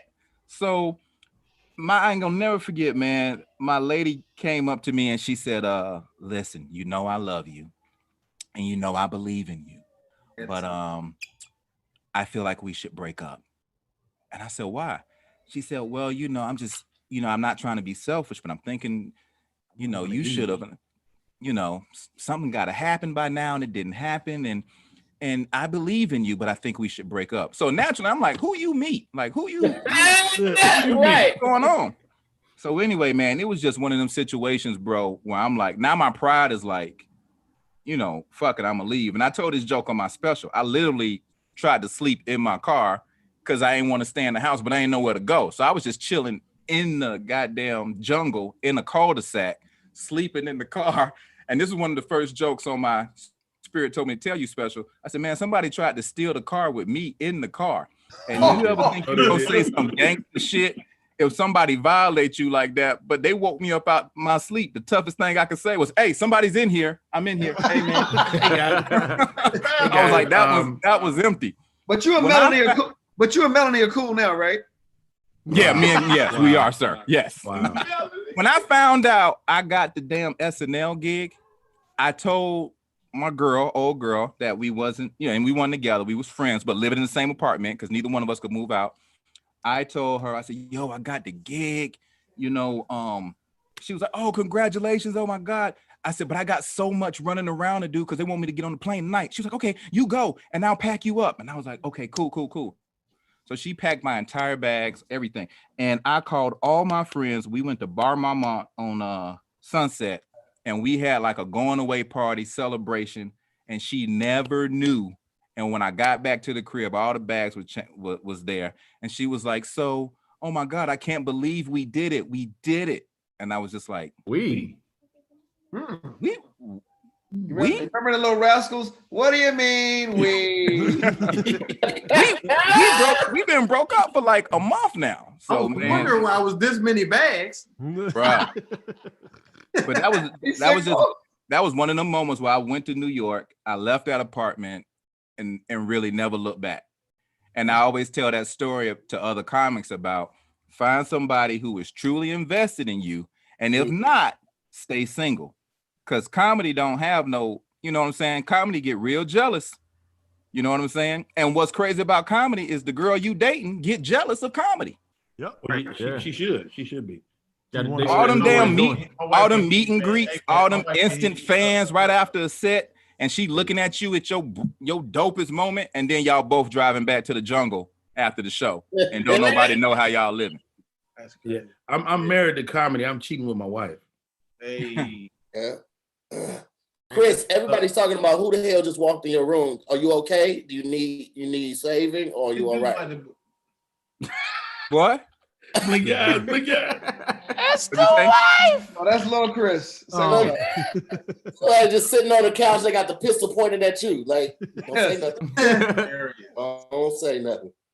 So that's Chris did look less. He got less funny by 2 degrees. Earlier. What'd you say, Chris? I think he got less funny a little bit. He like D-Ray walked in earlier. Hey, Chris, you want some Jordans, Chris? You want some Jordans? Like what? Has anybody ever done like a college in the daytime? Anybody ever had like a horrible college story in the daytime? What? My biggest L's have been in daytime college show. I would never ever do another Nooners. The Nooners running. You were the king of those for a minute, right? Those knackers. I do the zooms on knacker, nigga. I need my little check, man. Ronnie is the king of knacker. Oh yeah, Ronnie the king of knacker. I had them knackers don't like me. Them knackers don't like you. Knackers don't like me. Hey Ronnie, remember that one college we did? And they was like, got a fashion show. I said, hey man, I'm not going after no fashion show. Y'all gotta put me up early. Ronnie was like, hey man, it don't matter to me. I said, oh yeah, because you're a king of this college shit. Damn that. I went up first. Nigga, by the time Ronnie went on, that nigga shot out the wrong college. I said, oh, this nigga's about to go back. Oh, you talking about that Southern? I called Wanna Southern get University Grambling twice, and I still I was in it. I was in it though. I was in the set. The wave was like this, and I was like, yeah, it was killing. And then he said, all right, Grambling. I'm like, oh, this nigga. Like, and I said, bro, that weed. I said that weed y'all got here good as hell. Good as shit. Yeah, got it right back. Y'all remember when Charlie Murphy bombed at Grambling, I believe? Yeah, that was a Grambling. That's when he gave the check back, right? He's like, he didn't give it back. He tore it up. Tore it up on stage. Won't do that. I saw him. Bomb that bad. Nah, I saw him bombing in St. Louis pretty bad too. I need that bread. Charlie he said, I ain't never bombed that bad. Bomb bread. Yeah, he was at the Fox Theater. It was him, Mike Epps, and Dominique. And Charlie went on stage and he was doing this joke about a lady in the airport, and they were in the crowd. Like, this is Fox Theater, bro. This is a huge amphitheater, right? Somebody was like,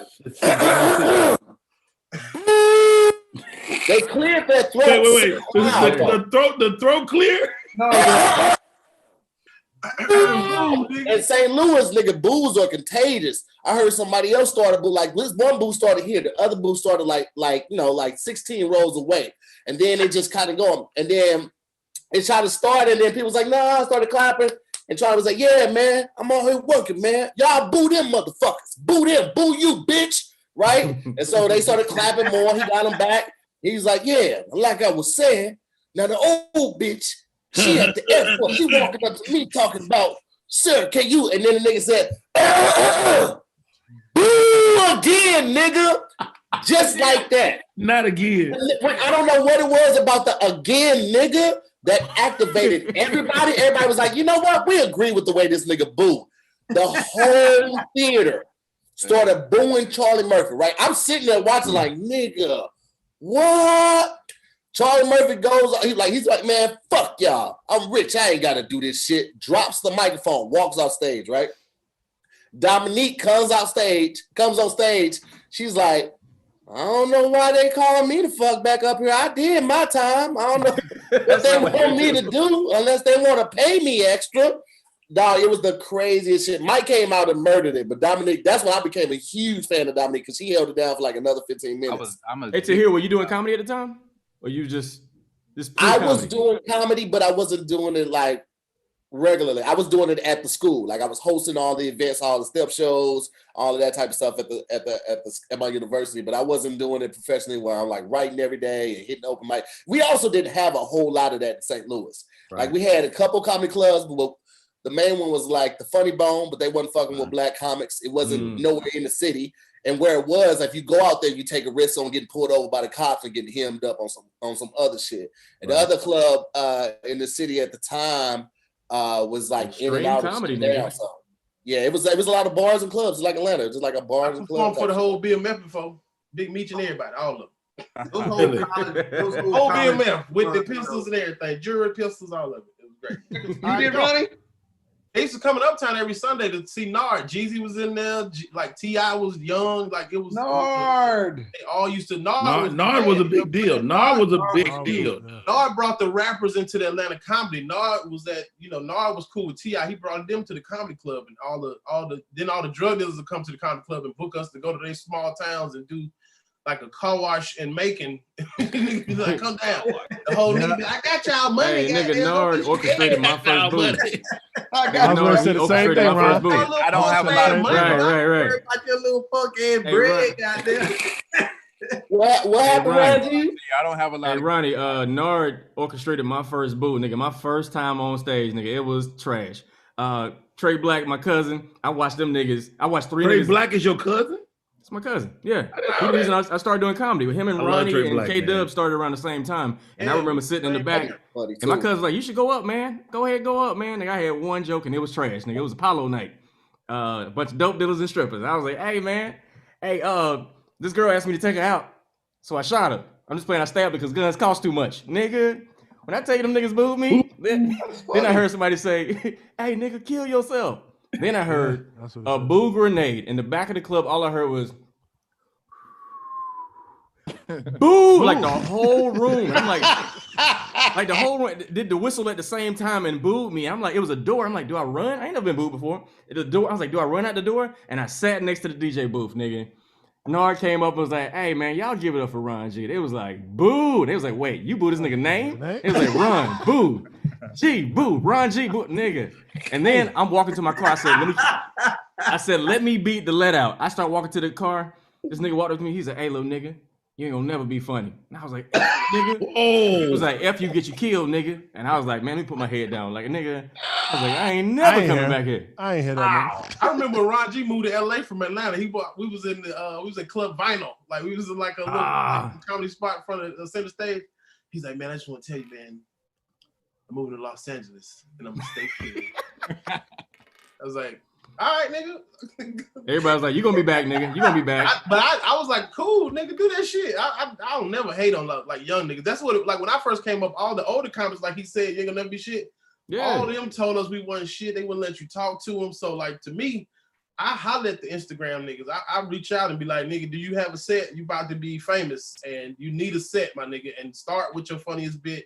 Work backwards, fucking get, because You, especially if you're from Atlanta, I can't have you around the country saying you from my town and shit. That shit. We don't. Right. Ronnie, you was the generation after the Comic View cats that like changed the climate of Atlanta comedy. Like you, Dub, and my cousin, y'all was just different, bro. When you won, I remember you won that Budweiser. Was it Bud Light comedy thing? King of Comedy search, bro. I remember that. And watching y'all, Chris Spencer, and the show got shelved.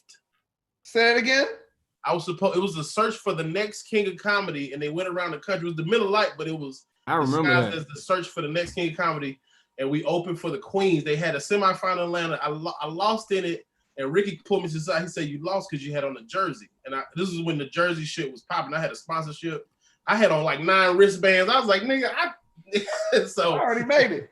Yeah, I made it. You eating the honey bun? You was doing the Ruben Studdard was the big with the honey bun. I had the honey bun, and then we went on tour with the Queens, and it was like each city. It was a reality show. It was each city. We did like 3 minutes apiece. The crowd would vote, and we shot the whole shit reality show, but we didn't have enough conflict. Like niggas got along on the bus.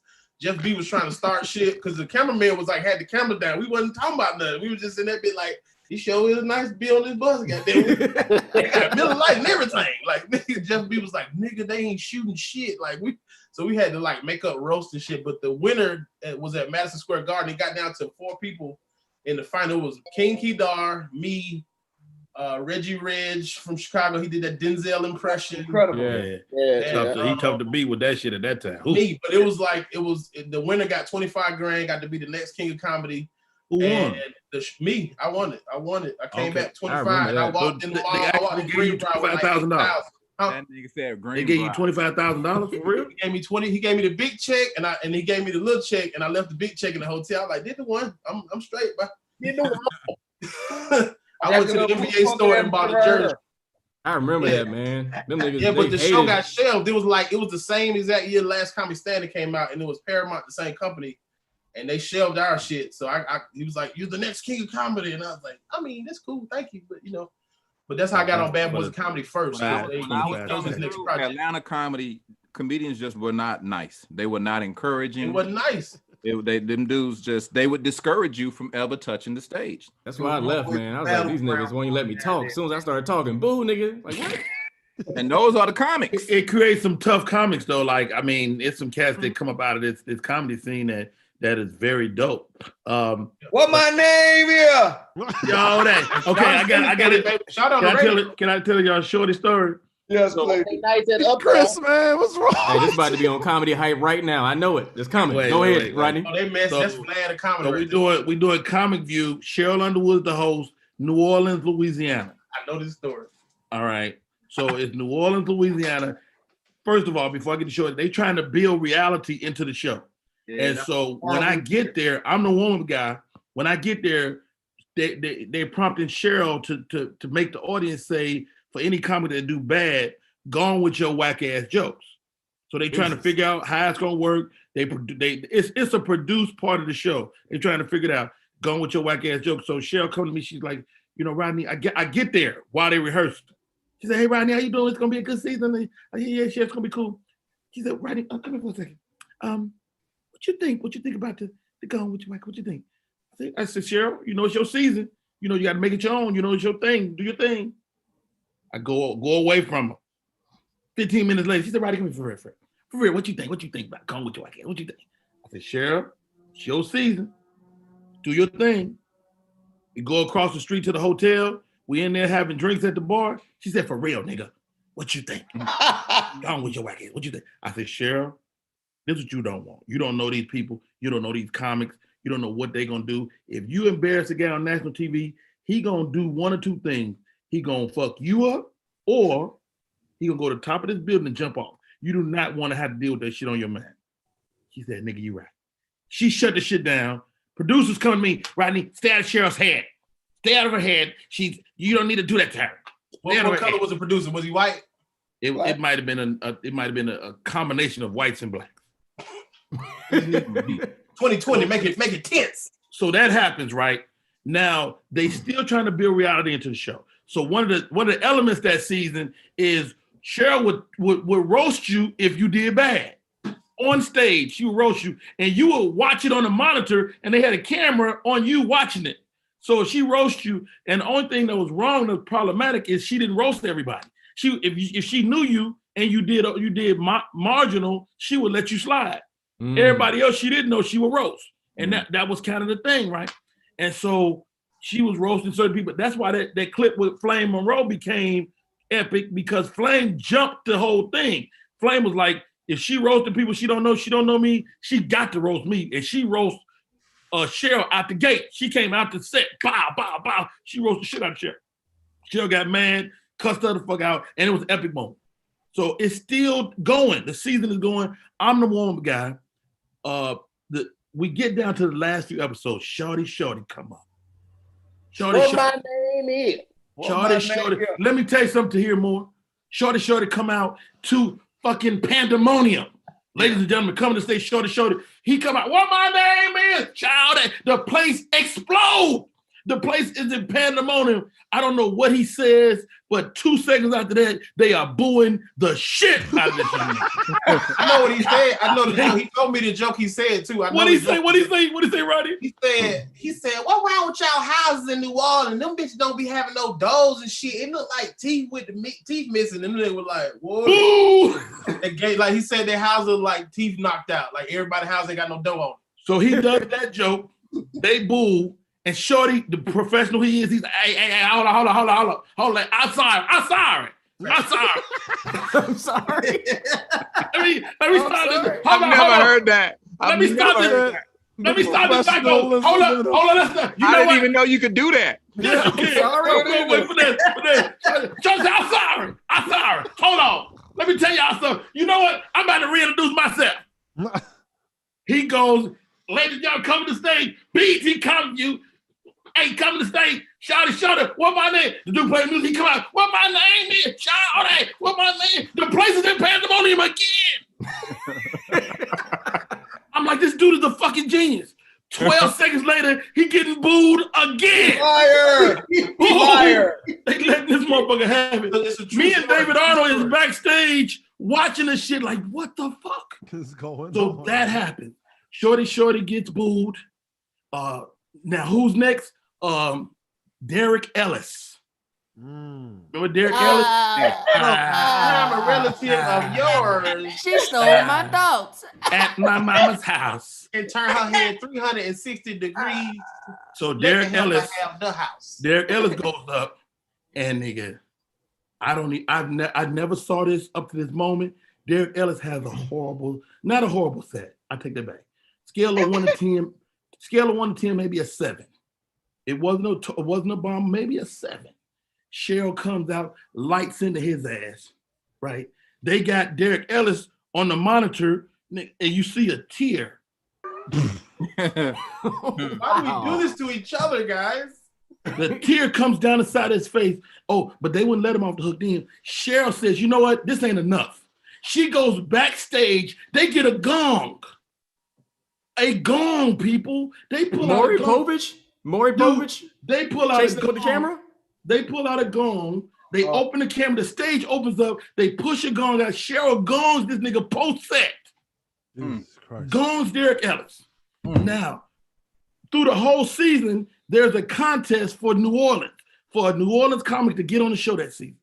So that's going on. And so the New Orleans guys after that, the New Orleans guy come up, and on a scale of 1 to 10, he maybe has a 5 set-wise.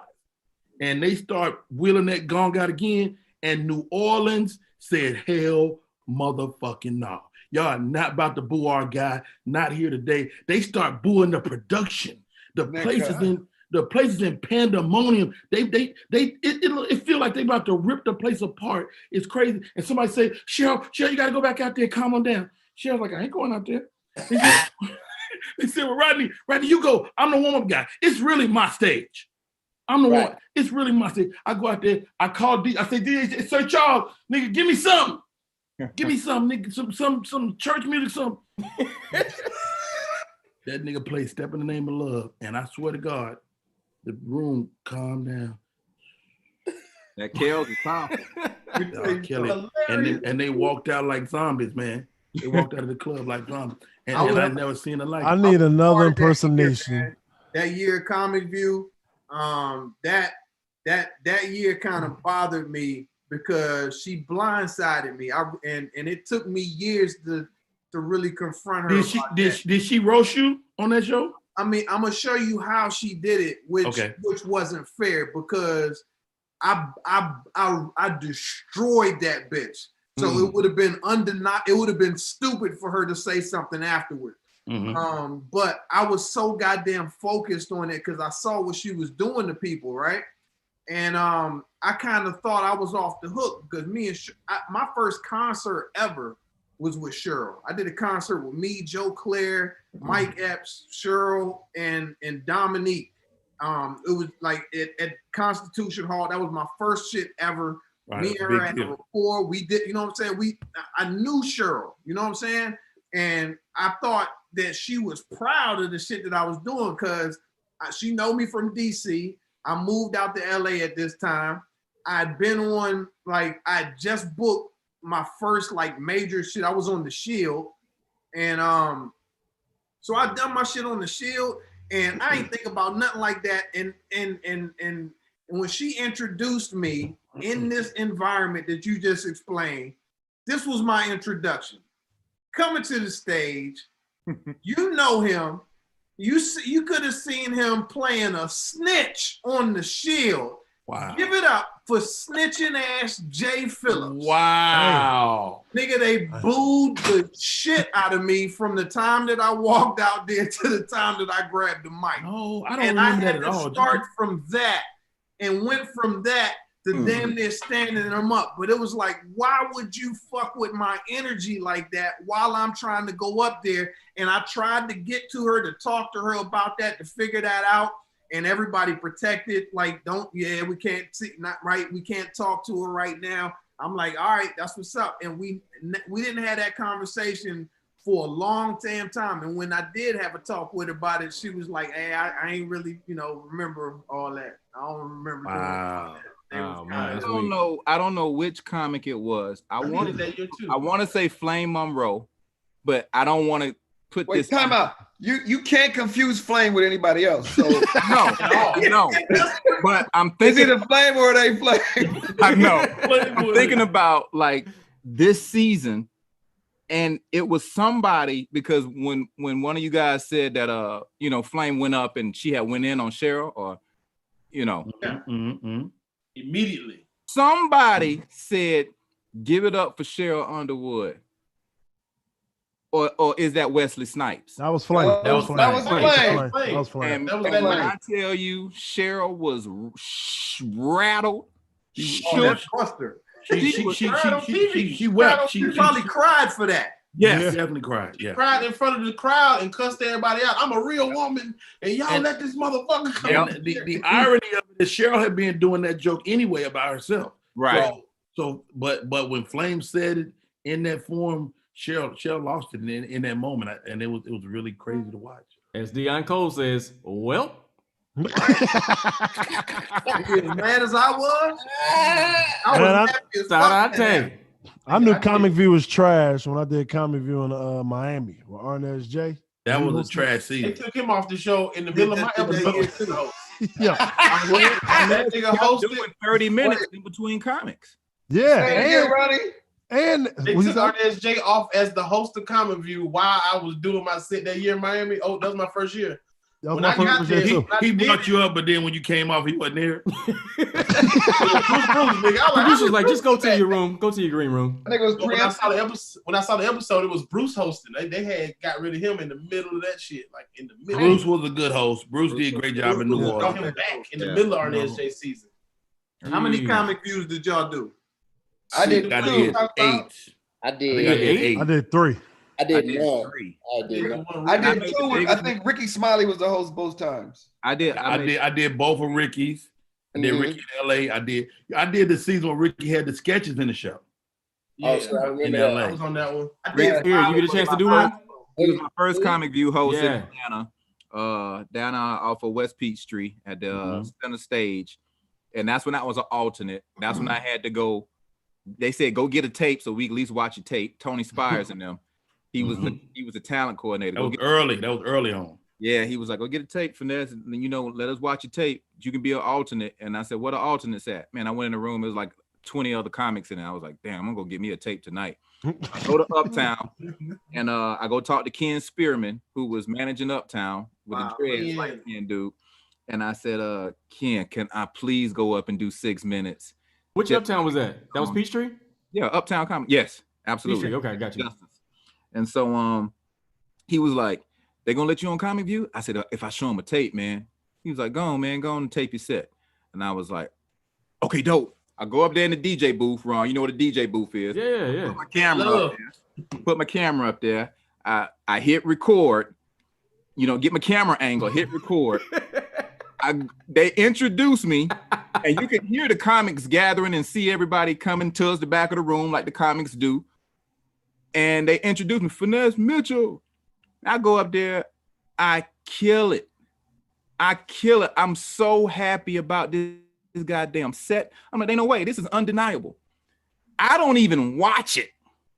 I take the tape, I give it to Tony Spires. I said, Tony, watch that. He come back like 2 hours later. He said, hey man, Henry Welch just got into a fight with Ricky Smiley. So we gonna take him off and put you on. Wow. I said, you like my tape? He's like, tape was good. But who was them dudes in the background saying, watch this nigga bomb, watch this nigga bomb? Wow. Wow. I go back and watch and listen and watch my tape. Them comics didn't know my camera was up there. Wow. And they talking shit. The same Uptown Comics talking shit from the minute he introduced me to the first 3 minutes of my set. And you can hear somebody say, and I ain't gonna name no names, you can hear somebody say, he got funny real quick because in Miami, they don't have enough comics. So he was probably getting on stage all the time. You can hear it on the top. We hate ourselves. Can I ask y'all this? Remember that from 20 years ago. Can I ask y'all this? Chris Spencer, Rodney Perry, Finesse. How the hell can we get the old comic views at least on BET Plus? Who got the DATs? Who got the tapes? Where is the I've been kind of researching this, man. Yeah, I've been kind of researching it. The Gaskins gentleman owns those actually. Does he really? Yes. So BT don't Curtis Gaskins. Curtis Gaskins, Boogeyman, right? The Boogeyman owns all of that stuff, and but it's kind of tied up too in some Viacom shit too. So it's kind of in some sort of weird limbo, and that's why we haven't seen it, man. But you think if they did anything with that stuff, you know how much money that'd be for those? Right, if y'all trying to launch a BET Plus app, I mean, it's a lot of comedy, man. Hey, it's a lot what was of comedy. the one that Kevin did that we did with the chains? That one you didn't air it. I had a great set. Yeah, that's still on iTunes too. I saw my set the other day. The stage and the lights were way too hot. Everybody was sweating like a motherfucker. Yeah. I remember that. And I remember that whole set at the when Kevin hosted. The whole crowd was like LA Extra. They had their resumes under the seat, so they was the worst audience ever. Rest in peace, Tyler Craig too. Shout out to the OG. He just passed. Shout out to Tyler Craig. Tyler Craig. The moral of the story. Immortal. Tyler Craig destroying that bitch. We dying in the green room. Them niggas out there in the crowd like, ha ha. Right. I remember how pissed I was at the editing because I was working with Kevin and Kevin was fucking murdering every fucking. I was like, this nigga's fantastic. Killing. And then when the shit came out, all it was, are y'all ready for the next comic? Are y'all ready? I was like, Chris, do you remember when he took this nigga leather jacket and he had his shirt on? It was a nigga with a red leather jacket. Right. The next scene, you see Kevin with no shirt on. He got a goddamn bottle of water talking about the next comic. He just pouring the water on his chest for no reason, just talking. Yeah. This shit, he was doing some. He was like with the band up in the top. Man, like, they produced. Band was hard too. Yeah, the host out of those shows though. Yeah, that's the comic view. Aries Spears was going off in the backstage with a dirty sweatshirt on. And to your point, Rodney, whoever owns all those seasons of Comic View would be a damn 100 millionaire by now, because to license all that footage. That's why Lauren Michaels is on VH1. Yep. Now he coming on in prime time. Yep. Now he coming on at 10:30 on the East Coast. I mean on the West Coast, and 11:30 on the East Coast. And he been doing that for what now? Like 45 years of SNL. Yeah. Can you if you go all the way back to DL Hewley Comic View with the cord, with the long cord in the ballroom. In Gardena. in Gardena. And Airdate Bicycle Club, Hustler. Not only will more comics get more work and get more money on the road because the young people are learning what the comedy was back in the day. And even if you got a new comic now or a favorite comic, you can be like, oh, that's where he got that joke from. And it's that's what I'm saying. The culture is all the old comic view. Remember, like niggas was using the comic view line in a song and shit, and like it's so much old culture in the old comic view. You got every star in comedy, they have done comic view. Bro, the only person I think has never done comic view was Bernie Mac. And Dave Chappelle and Chris Rock. They were kind of already. Nigga, I went to London like less than 5 years ago, and they was doing all comic view stuff, the stuff I grew up on. I'm like, nigga, why y'all doing this? Accent. They was doing literally all the stuff that we grew up on, like 90s, early 2000 jokes. I met this dude from London. He was like, "You're big in the UK, Rodney Perry." What happened to Coming to the Stage? I did that shit. Was that somewhere? Coming to the Stage is definitely somewhere. I did season 2. Come on, man. I remember you doing that because I was a woman guy. I was the resident woman guy. Do you remember I was the heckler? Yes. They asked me to do that shit. I wouldn't do it. I didn't want to do it. Ralph Farquhar. That fucking wig, right? I felt so bad, dude. No, that's not Coming to the Stage. That's Who's Got Jokes. That's Who's Got Jokes. Who's Got Jokes? That's a legendary show, man. It's some animals that was on that show. Oh, Who Got Jokes? Who's Got Jokes? Tiffany Haddish, Lil Rel, Grady, like James Davis, Sydney. Damn, I need to see that shit again. I didn't even think about it like that, but I guess so. Legendary. That's our comic view. Bigger mic. That's our comic view. Yeah, Ty, you need a bigger mic, Ty. You need a bigger mic. Ty, here, mic, nigga. That little bitty ass. That nigga got a sample size mic. It's a Buddy's real mic, dick though. and Black Dynamite. Oh, that nigga mic is a Bluetooth. They got a mic emoji. This mic works just fine, god damn it. The mic keychain. I was saying if they brought back Comic View, like if Netflix brought back Comic View and they brought back all the black movies that were out around that time, you got to see where people left from Comic View and then how they like started in the movie game, in the movie industry and everything. I think that shit would be super dope. And it would bring up the movies are out. The movies are definitely, making a comeback. But that comedy, man, that comedy would have a great life. My biggest jump on Comic View wasn't during like a season. It was one season they had like a mid-season and they edited a bunch of our sets together. So they edited like 8 minutes set at the first quarter hour of the show of Rodney Perry. Nigga, that shit ran. I was working after that. Yeah. Hey, I didn't like how they were disrespecting comedians. Like they would show a comic and then they show another comic doing the same joke. And then they had like graphics talking shit about them. And I was like, no. They had the worst. Did anybody get the crickets? I got the crickets. Did anybody get the crickets? I got the crickets. I remember when Duval was on there, he was rolling power. Remember? It wasn't even a whole joke though. Yeah, I remember that. Duval was on there. He said Comic View so cold with it. I was watching the episode of Comic View and it was me laughing at me. And then they cut that nigga was in the crowd going crazy laughing at this. That shit was funny as hell. Yeah, that's when I decided to never sit in the audience again because I was one season I was straight laughing at everybody. Yeah. Hey Rodney, I was wanted to ask you this, man. How do you feel about your hustle in Atlanta versus LA? Because I feel like you was like on fire when you was here. Like, cause I kind of came up under you, but when you moved to Atlanta, like, do you feel like the hustle is different? Not really, but it's nigga, definitely... Rodney got improv classes. Fucking this nigga training pit bulls. He got a camera workshop. The nigga got Herbalife susus. How to stuff turkeys in 15 minutes. Sitting on 14 acres of land. Nigga teaching Krav Maga. Rodney, how do you feel about these comics calling you Uncle Rodney? You like that? I actually created that because when I started doing the side-by-side videos and I was trying to get Uncle Rodney in that social media space, when you just start doing research and everybody that was viable in that space had something they said at the top of the video, everybody. And so I was like, what am I going to say? And I'm like, I'm not a young nigga. How do I maintain my age without looking like a gump in their space? And it would be Uncle Rodney. And so, I mean, you got to embrace something. Somebody got to embrace being a grown nigga, and I'll take it. I mean, I'm my ego, man. Sometimes you catch me on the wrong day because you be walking in LA and a young comic be like, "Oh, OG, I love you. I used to watch you when I was 9." I'm like, "Get the fuck out my face."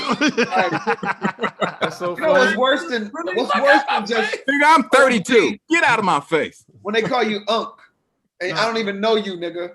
First of all, Hey, Finesse, you remember when you started booking dad roles? Nigga, it happened to me. Like, nigga, I'm like, I thought I was a cool young nigga. Like, nah, nigga, you playing a dad on Nickelodeon. I'm like, wait. When I went in for Disney, sweaters every day. Sweaters, cardigans. Team Hardison, Jay sweater, Philip sweaters every day.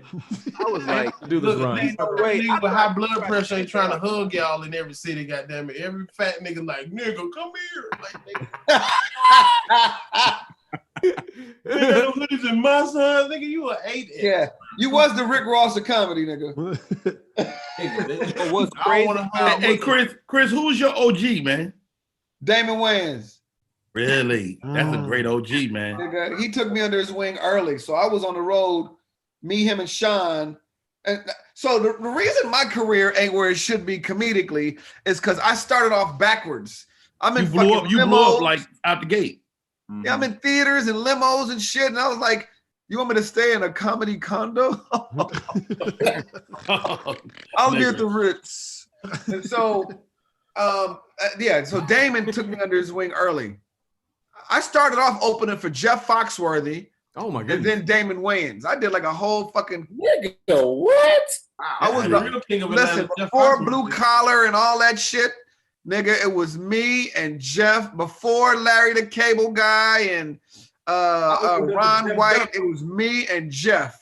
Now, Cat tells stories about being out with Jeff early or brushing past Jeff. Do you remember Cat being around? No, Jeff would have never had Cat on his show. Look how serious his face is, though. Look, no, I'm just saying. I don't know if there was a cleaner Cat that I don't know about. Early Cat was very clean too. Okay, then maybe yes. It was the blue tank top tour because it wasn't the blue collar. Blue tank top tour. Nigga, it was so funny to see racism in your face, but like they didn't know how to deal with a black. Like they would come up to me and say, "Hey, you were a funny black comedian." I'd be like, "Thanks, white cowboy." Yo, white cowboy. I used to travel with Ron White. Oh, yes, wow. Ron White got his own jet. So you go from like, we're gonna be on a jet to getting on the jet, being terrified that this shit is so small. I was like, yo, I will meet y'all. I'll meet y'all there. But and he found that offensive. He was like, Finesse, I mean, you gotta enjoy the spoils. I'm like, dude, the spoils? Nigga, you gotta cut this plane, nigga. Shit is rap. There's a pinto in the sky.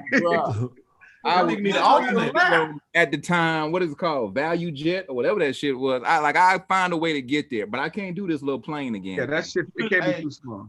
You could bought that nigga timing belt and pull it up again. Hey, Spank, who your OG? My OG was Teray. And D. Lee. Teray and D. Lee. D. Lee. D. D. Lee. Oh my D. God. Just like how Chris said he came out the jump doing all big shows. D. Lee was the radio in Philly. So I was doing comedy 3-4 months, and he would put me on the big shows with some Moore and Monique and all that, just doing 5 minutes. Wow. Ron G, besides me, who's your OG? Honestly, man, it's like you, Dave Arnold, and Roddy, man. Like I just watch y'all. I know it wasn't anything formal of, hey man, you mind taking me under your wing? But I just felt like whenever I asked y'all for advice, y'all just embrace me, and I appreciate that. When you got, I hosted a show with you. I ain't get a part of that shout out or nothing. I thought that was really huge. Listen, I'm gonna tell you the meanest, angriest nigga in comedy. Before I'll go ahead to hear. I'm sorry. What were you saying? Jay? This nigga forgot his name. I thought, one day I got a flyer or something, an email, one of them Pookie emails, and it said with your, Chocolate Sundays with your host Ron G. I was like, what the fuck? Like, how'd that happen? And I thought to myself, that's huge for him. And then I actually went to the show to actually see if he could do it. And he does it, the R&B guy lean up against the wall, and just the whole energy all throughout the show. I was like, all right, cool. Oddly enough, by the way, the R&B guy didn't work in Leicester, UK. Leicester in London. No, nigga. I opened with that and it bombed, nigga. You had beef over that joke though, didn't you? I'm one of those, but I wanted to hear. I'm one of those people. Spank being messy, but it's all good. Yeah, Lab Love, right? Yeah, Lab Love. I think Ladies and gentlemen, somebody Lab Love. Hilarious. I put my foot on the wall and stole it. If you say somebody new was going to take over Monday nights at the Improv, or somebody new was going to take over Tuesday nights, and it's one of the younger cats, I want to see if they can do it. I don't want the job. I just like, okay, is this show? This show is a tradition. Is it in good hands? You know what I mean? So Chris, who you've been was after around, me? Chris. Who you Who think was will do after me? Monday? Huh? David was after you, right? David or Tony? No, it was Tony. I think it was Tony, No, then Dave. Tony was after David. Yeah. Oh, yeah. David, Tony. Then wasn't it you and Donnell? It was Esau, maybe? Oh, Me and Esau. Esau. Then Esau left and did Donnell, me and kinda Donnell. like the house host for all of the rooms in Hollywood for a while though. Who's that? Esau, like Esau, Esau would host all of it. Like anytime anybody was out from hosting duties anywhere, Esau would come and be the host. That's a talented dude, bro. But Jay and Chris though, since y'all out here still, because I know Finesse and Rodney, y'all gone or whatever. Well, whatever. Who y'all think? Who y'all think as the young guys? As the young guys who will host Monday and Tuesday, who you can see doing it? Who's young now? Because Ron used to be the young guy. We're talking under Ron, right? Yeah, under Ron. Ron better not do shit. I don't know. Wait, here's a question I have: Is Would Tony it Baker be a young guy? Takara? Would they give it to a woman? Would they ever give it to a woman? Is Tony Baker in your class, Ron G? He's actually under me. Okay. He started after me. He's like probably 12 years. I'm 15. Like I think they missed their chocolate Sunday window. I think it will be like maybe a Takara. I mean, she's hosting the pre-show now. She's hosting the pre-show. She'll be a natural progression, I think. Yeah. But I don't know. I don't know if Monday would be a perfect slot for her. That not with that unless she changed the whole vibe of the night. I mean, chocolate Sundays. Okay. Are you trying to get Ron G out of there already? This nigga's trying to fire me on while I'm at work. I'm saying that when Ron graduates.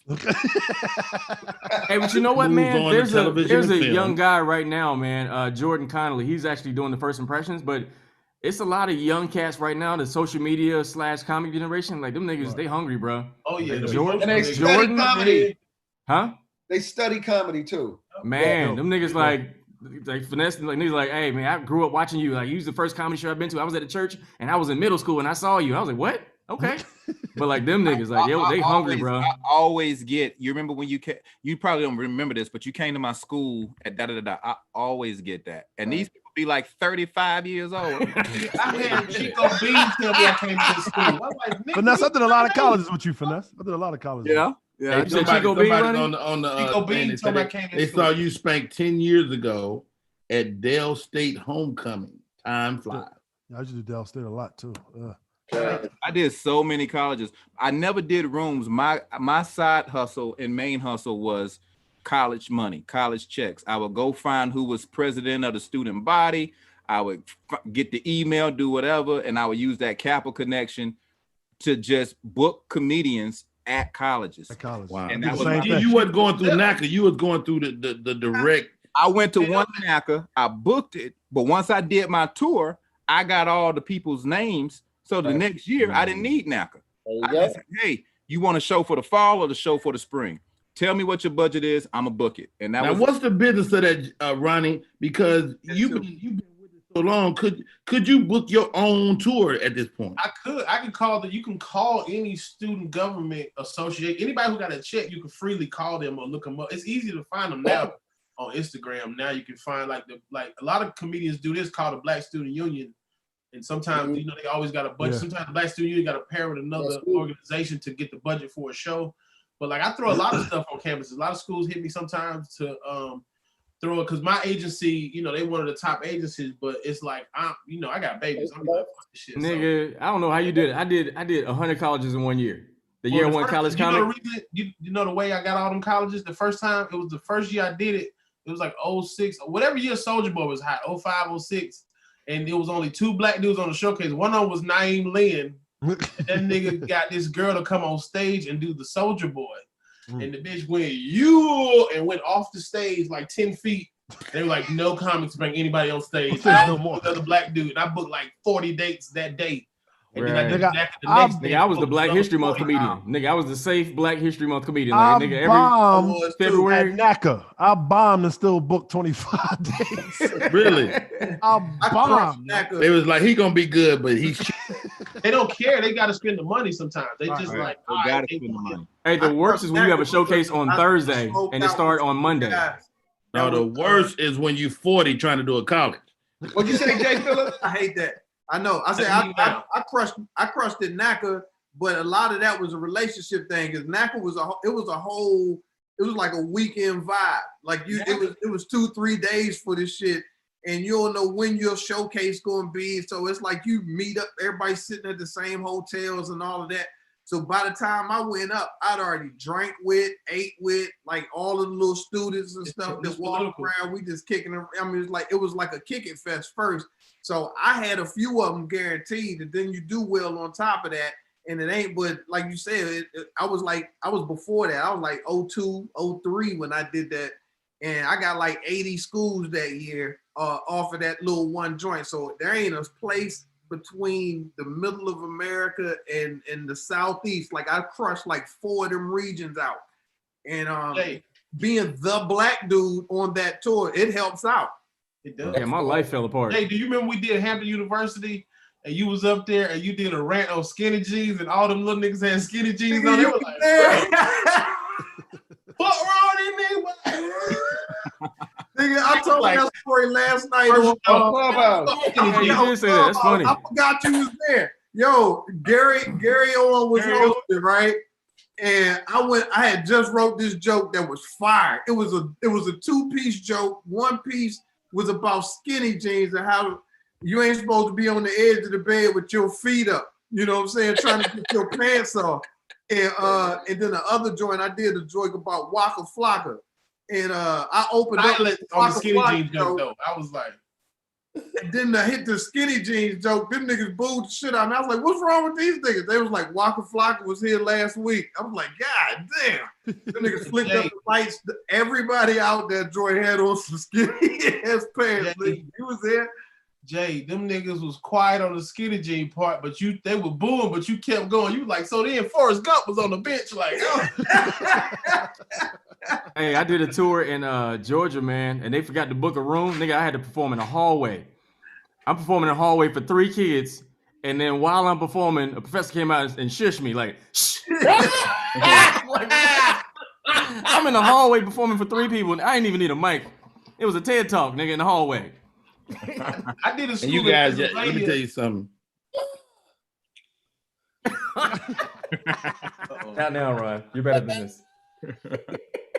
I never got a chance to do Comic View, and I moved out here. I feel like right when everybody already had their mentees. Because I remember. You not Ronaldo Ray? Nigga. You say what? Ronaldo. I'll do Ronaldo Ray. Red Fox, no? Tahir remind me of the guy that used to do all the voices. What was the guy that used to do the voices on Def Jam? He used to do the computer. Yeah, he always had a suit on. He did all the goddamn. Jay Lamont? Jay Lamont. Jay Lamont. Jay Lamont. First of all, Jay Lamont is a tough act to follow, nigga. Oh, yeah. You don't want to follow him. Even right now. Oh, This nigga got Pandora in his throat. You don't want them problems. Especially on ready. Jump right in. Lamont be hanging with Are you still listening? O'Reilly's. Like nigga, commercials and everything. The Spotify comedy. You got Pandora in his throat. What were you saying, Tahir? I was just saying I didn't really have an OG. I mean, we had some people in St. Louis, but Sam was already gone. The Tories were already gone. The only person that kind of looked out for Marvin me, Mitchell was your OG. Marvin Mitchell, but we really connected when I came out here. But a lot of the guys in the class. What about G Thing? He was already gone. Okay. But when you came out here, you ain't connect with the Lou. You ain't connect. I connected with Arvin. I didn't see G Thing a lot. I didn't see G Thing a lot. Y'all not gonna do my friend like that. This nigga OG is the towel. Where is G Thing? Is Gary's? I ain't seen. Chris was with him yesterday. Chris, you were with him, right? You was with G Thing? Yeah. Y'all was golfing, right? No, that was in Clubhouse. G Thing is a nice guy. I haven't seen G Thing in a while. I was thinking in a while. I saw G Thing probably a month or 2 months ago. He live in First of all, it's G Thing. Let me tell you where G Thing can't be touched. G Thing, I'm sorry, not G Thing. G Thing, I'm sorry. Have you ever seen G Thing at a concert? Man, he's incredible. He's incredible. Crowd, bro. Heard he destroys. It's murder. He's incredible. He's incredible. He's I had asked He's a good Chris woman guy. Chris was like, nigga, no. What happened? What happened to his mentor? I asked Chris at the comedy union to be my, because I heard he was like James. This nigga came up to me formally like, "Hey, you mind if I shadow you?" Or I was like, "Nigga, what are you talking about?" I'll be here Wednesday. You be here Wednesday. Shit, what are you talking about? It's perhaps if there's a writing room and you need some assistance and like. It sound like Howie Bell joke. I heard you like chai latte and listen, Rodney. I'm from St. Louis, so like I don't know how to talk to these niggas like that. So I figure like, hey, if I come to the nigga respectful, right, it would be the right way to go. So I go to the nigga humble. I came to the nigga with the hands like this. Sir Chris, if you would not, that nigga hit me with the hardest, man. You get the fuck up out of here, boy. You get the fuck out of here. He didn't say that exact thing, but that's how I felt. But I was just like, hey, Tahir, does it feel like this? Yeah, you just fade away from the conversation. Yeah, but all in all, he was always very approachable. Him, Jay Phillips, Rodney. When I did meet Rodney, Finesse, I think we've only seen each other in passing. But I haven't had a lot of problems with the people in the classes above me. Everybody, for the most part, has been pretty accommodating and pretty approachable. Spank, we connected on a goddamn flight. On a flight, yeah. On a flight. It was this chick sitting in the middle of us. We was just talking shit to her the whole time. Pretty chick too. It was. She was, but we was talking to her like she wasn't pretty. He was like, girl, get your goof ass up out of here. We hitting her with bits to see who she gonna talk to afterwards. Spank, remember when I saw you at that Super Bowl? Spank is my favorite plastic cup boy, for the record. I'm just gonna say it. I appreciate that, Ron. Over Joey, what else? Your good friend? Joey, well, Harry is close. My favorite human, but this is my favorite plastic cup. Yeah. Okay, all right. What did I say, Finesse? I said, remember when I saw you at that Super Bowl party in Minneapolis? Oh shit! Yeah. You had your own section and your silk shirt on. What he had on? I was looking for the crew, and it was like, nah, this Spank night tonight. That's just me, baby. Yeah. I used to host my own after parties on Kev Talk because Kev got too big. He's like, "Yo, I ain't doing parties no more." I said, "What?" Hey, y'all was in y'all fat dope dealer bag for like a month with the Versace shit, and I was jealous. I'm like, nigga, I've dreamed about this tracksuit. but how about this? Spank was that nigga in Philly already. Like, yeah. If you in Philly and don't call Spank phone, you gonna be lost. I heard Spank had all the drugs popping back in Philly. That's what I heard. I knew the dealers, but I ain't have them popping though. But if you needed something, I had you. I got so many. I ain't gonna say their names, but I got so many people weed and all that when they came to town. Oh, you need some crack, nigga. Hold on a second. No, I said weed. I used to always take everybody to the club. That's why I'm cool with all the OGs, man. I used to always look out. Jay Phillips, opened up for Jay Phillips there a couple times. Damn straight. Yeah. At what age do you become an OG? When I think it's credits, man. I think at like 15 years. 10 years. Yeah. 15 years. It's not credits too though. Like, what if you 15 years? Yeah, and got no credits? I also attribute to a body of work. Nigga, open mic legend, nigga. You an open mic legend. 15. I attribute it to age and a body of work. Your body of work got to That's follow. what I'm saying. It's accomplished. You can't. Right. It can't just be a 15. There's a whole bunch of 15 niggas out here. Yeah, last night the nigga on Clubhouse, he had what, 15, 16 years. He ain't had no OG. Hey, listen, hold on. I let the nigga breathe, bro. Because soon as he said 15, I went to his Instagram page. Nigga had 15 pictures on his Instagram page. None of them resembled anything dealing with comedy. Went to his YouTube, right? Because he said, yo, you check me out on YouTube. I'm popping on YouTube. 1 subscriber. Nigga, what makes y'all got trolled, baby. You gonna get Definitely got trolled. That nigga's a fugitive. Hey, and cut to he's going on the road with Tiffany. Yeah. Yeah, it's so easy too. I was like, shit, let me change my last name. Nigga, I joined Facebook, nigga, in 09, nigga. I've been doing this. I wish I was on MySpace. When I was on doing this, fam. When I was on SNL, Twitter had came to us. It was Ashton Kutcher and whoever was like the real CEO, but Ashton had bought into this app, Twitter, and they was telling us about it, and they was telling us how if the comedian celebrities would, talk about it and join the app, it would get wildly popular and da. And it was literally like, in like 130 or 40 characters, you just tell people what you're up to daily.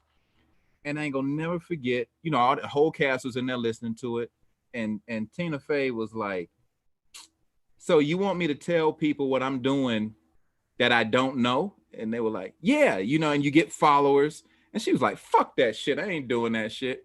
And because she was like the head writer, we was all like, yeah, that's the dumbest shit ever. We ain't doing that shit.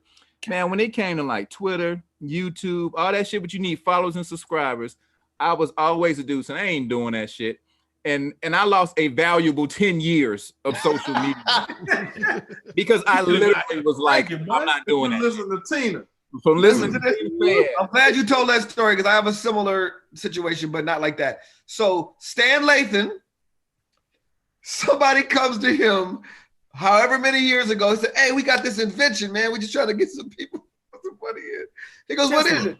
It's called an automated teller machine. He goes, well, what is that? So instead of going into the bank, you can actually just, we're going to give you a code. You can type in and in, you get your money. He said, man, that shit ain't going to work. People want to go in the bank to get their money. Get that shit out my back. Famous last words. That shit ain't going to work. Carl Craig. I got another story. Carl Craig, you know Carl Craig, the producer? I know, of course, yeah. His fucking neighbor had a script. He reads the script. He goes, man, this is good, but wife is Carl Craig's niece. Who? Say that again? Yes. Yes. Yeah.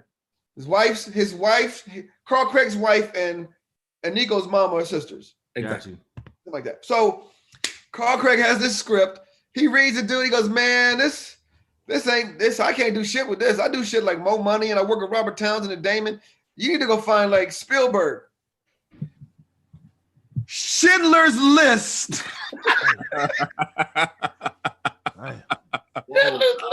Nigga had Schindler's List in his hand. He's like, man, I can't do shit with this. Schindler's List. Let's remake Avatar, nigga. Avatar, nigga, go somewhere with that. Oh, the people of blue giraffes. Fuck that. I ain't doing that dumbass shit. E.T., nigga. An alien? So it's a giant shark and he eat people and people don't see him coming. Damn it, you reminded me of another one. My roommate Ninja Turtles. Ninja Turtles, nigga? Really? That's it. That's what I'm about to tell you right now. Ron, we're in college. My roommate blows out his ACL. He's in the hospital bed in this bed. It's a white boy in this bed. So we're like, what do you do? He says, I'm an animator. What do you really? Yeah, and I got this animation. I got this cartoon. And it's about to be a movie. And da-da-da-da. What's it about? It's about these turtles that live underground. Eat pizza. And they know karate and blah, blah, blah, blah, blah. We were like, yeah, good luck with that bullshit. Famous last words, Rodney. Famous last words. Good luck with that bullshit. We laughed like this motherfucker. But you probably laughed and did some shit like this, though. Like, get the fuck out of here. Hey, Chris, he ended with turtle power. Yeah, we're like, yeah. Good luck with that, mister. Power Rangers? What the fuck? So they all the half shell. Nothing? So let me get this straight. You got a talking car? Right. Rodney, I'm still laughing at your impersonation of what my name is. My name. You remember what's the other girl in Atlanta? Dirty South. Dirty South. Yep. There you have it. You ain't even got to start. You ain't even got to finish that. Let me tell you something funny. I saw her sober once. No, he's nice. Nigga, she was regular. Hey, Chris, listen, I just want you to know, blah, blah, blah, blah. I was like, okay. Nigga, I must have went like this. I came back, and that bitch was drunk like Red Button. Did she curse you out? Wait, who's imitating her? Doing it? Who's that? Jay Phillips. Jay Phillips. Do it, Jay. That is a queen, guys. That's the queen of ATL. She went from Michelle Obama to that. She definitely me too to me. She definitely me too. Let me tell you something. Yeah, she me too to everybody. Yeah, I bet you ain't stop it though. You didn't tell her no though. Nah. First of all, you let it happen, nigga. It's Dirty South. You let it happen. If I wasn't trying to go viral myself, I would take a camera and follow her around. It has to be some gold if you follow She Miss ripped Anita Tyler's Campbell. funeral. The funeral, bro. I saw that, bro. What? Tyler Craig, she ripped. She's She amazing. called out a promoter and everything. Damn. And she looked real. She looked like she was telling this heartfelt story, and she was damn near crying through it. And she got to the part where, like, because there was a show where her and Tyler didn't get paid, and I think it sort of ended because I don't know the specifics, but it went from And matter of fact, the dude that owe us money, he in here right now, and you still owe me. I mean, when I say sobered up real quick and wasn't sad no more. Yeah. Now that I think about it, you still owe me. How did it go, Ronnie? I don't know. She said when he complimenting me and cursing me out at the same time. She said when he was up here telling the story, he ain't tell y'all that he ain't have me and Tyler goddamn money at a funeral. Oh shit! It was. I put it on my page immediately. I reposted it fast. I was like, "This is how you send them off." Oh shit! You know what? I hated Sunday nights at the Uptown. Was it Sunday? Sunday. That was the that's the night I got. That's the night I became like a regular. I used to have to. You got your stripes, bro. I remember that. Listen, I, to go back to the I was there one weekend when was it Sko Bubba? What's his name? Scobo. Peace. Nigga, they had his funeral on my Sunday. Wow. 49,000 comedians went on. And they were like, Chris, you ready? I was like, for what? It's over. Nigga, unless you have a chainsaw or some shit, you want me to juggle that? Nigga, nothing's gonna get any laughs in this motherfucker. Sko Bubba found Carlos Miller. Sko Bubba was like the one, like Ronnie, these the next niggas, Carlos Clayton, like all the niggas that's running shit right now. Right. Yeah. Sko Bubba had his hand on, because he used to be security, then he started doing comedy. Right. And then he used to just like have his own room. So he would have the room after Uptown. So it's a roast with me. Carlos got like a little bitty beard. Corey Holcomb pulled up. Chris Jones, Clayton English. We all in there roasting like for a long time. It's still on YouTube right now. Nigga, I seen Chris Tucker take a L fresh off a movie at Uptown, nigga. It was so painful to watch. Nigga, like he had that celebrity grace. You know, you get that celebrity grace and everybody like losing it. Nigga, he hanged. I got Chris. And then after that, Chris Tucker King story. Kedar went up and destroyed it. Wow. I got Chris Tucker story. I'm headlining Who said Uptown. that? Who said that? Hilarious. Oh shit! I'm doing Uptown. I'm headlining. It's Saturday night. Chris pops in. Hey, Rodney Pitt, man. Let me do a set, man. I want to do a set about 5 to 10 minutes, man. Just 5 to 10 minutes, man. I said, Chris, don't fucking do an hour, my nigga. Come on, man. I'm gonna do 5 minutes, man. Stop playing, man. I don't have an hour, man. I don't have an hour. This motherfucker, this what I realized how famous he was. I've been doing all weekend, not one camera. I ain't seen no camera. This motherfucker walk up. These niggas pull cameras out their ass to take pictures of this nigga. Had the disposable. You had the disposable cameras and shit. So we still they was fucking taking. He had a 110 camera. He was amazing, and then he did 10 minutes, and he got out there. He said, "Right, give me your number. I'm gonna call you, man." I said, "Well, Chris, stop." Here's some Def Jam black comedy nostalgia. Chris Tucker has on my leather vest on his second set of Def Jam. No, he don't. No, he don't, Chris. Oh, wow. We were at the Fun House, and Chris used to open up the show. He was the warm up for Jay Anthony. Huh? He was first impressions. He was first impressions. He was Moronzio, right? Wow. So, but less angry. So one night he came late and they started the show without him, and he's fucking going crazy. He's cussing everybody. I can't believe this man. Anyway, I got on this fucking vest. Where you get that vest, man? I go, it's a store on Melrose. He said, let me wear it. I was like, what? I'm doing Def Jam, man. Let me wear the vest. No. I wore the vest that night. The next week he saw me and then he asked me about the vest. I was like, he said, where's the vest? I said, at home. He says, I'm doing Def Jam. Let me wear the vest. I was like, nigga, this ain't high school. We don't borrow clothes, nigga. We grown. He was shopping in your closet. He said, please. I said, fuck it. The next day, this nigga came to my house in an old ass black Jetta with a cardboard window that didn't work. It was like, the car from Friday? Vest? I was like, yeah. He said, throw it in the window. Nigga came up with the car in the Friday. Did he give it back? Yeah, he gave it back. But that's my vest in that fucking. That's so funny. Yeah, that said changed his life. Yeah. Did y'all anybody ever work with Tommy Davidson? All the time. Yeah, Tommy's the nicest guy in comedy. Monster. Yeah, he's Tommy, brilliant, Tommy, great guy. Y'all never got to ask me who my OG was. Tommy, Who's your OG? I didn't know. Tommy was most definitely between Fat Doctor And everybody talk about Fat Doctor, man. He's legendary. Yeah, Fat Doctor most definitely had me under. Like that was my first dude that I was around. It was like, oh, this nigga got on TV. That's dope. And then Joe Clear was rocking around then. And he was like our age, but on TV. Right. So it was like that was dope. But like when it came to like making me look at the bigger picture of this stuff, that was most definitely Tommy Davidson, because I did a couple weekends with him here and there, and him and Roughhouse, who is his Roughhouse, rest in peace. That's how I met Chris. Yeah, because Roughhouse put so much pressure on Chris to put me on stage, because he used to always say, "Yo, it's two people out here that I think that I'm putting my shit on, is you and Corey Holcomb." So he used to bother Chris about me and Corey Holcomb. He would tie us two together, and Tommy was the dude that made me move to LA, because Roughhouse put so much pressure on him. It was like, yo, these the two niggas right here. They gonna fuck around. So Tommy was like, look, let's do it, man. And he put me in this movie with John Amos and Casey Amos. The Watermelon Heist. Who some about the Watermelon. Scruncho's in that movie. Scruncho's in that movie. Red Grant. Please tell me the name of it. Tell me the name of it. It's some about it might be the Watermelon Heist. It is Watermelon. I rented that movie. I just remember that shit. Yeah.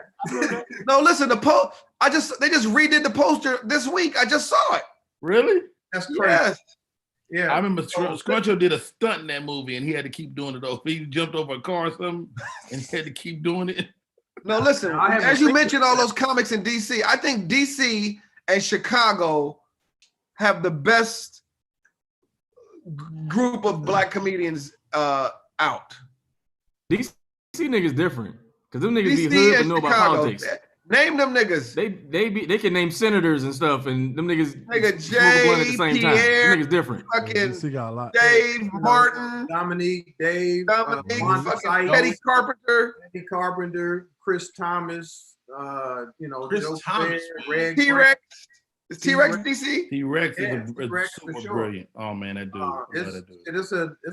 It's a lot. I know I'm forgetting a 1,000 of them right now. Mike Brooks in DC. Red Grant. Shit. Red. I definitely threw Red. Nigga. Wasn't it a black comedy club in DC, J. Phillips?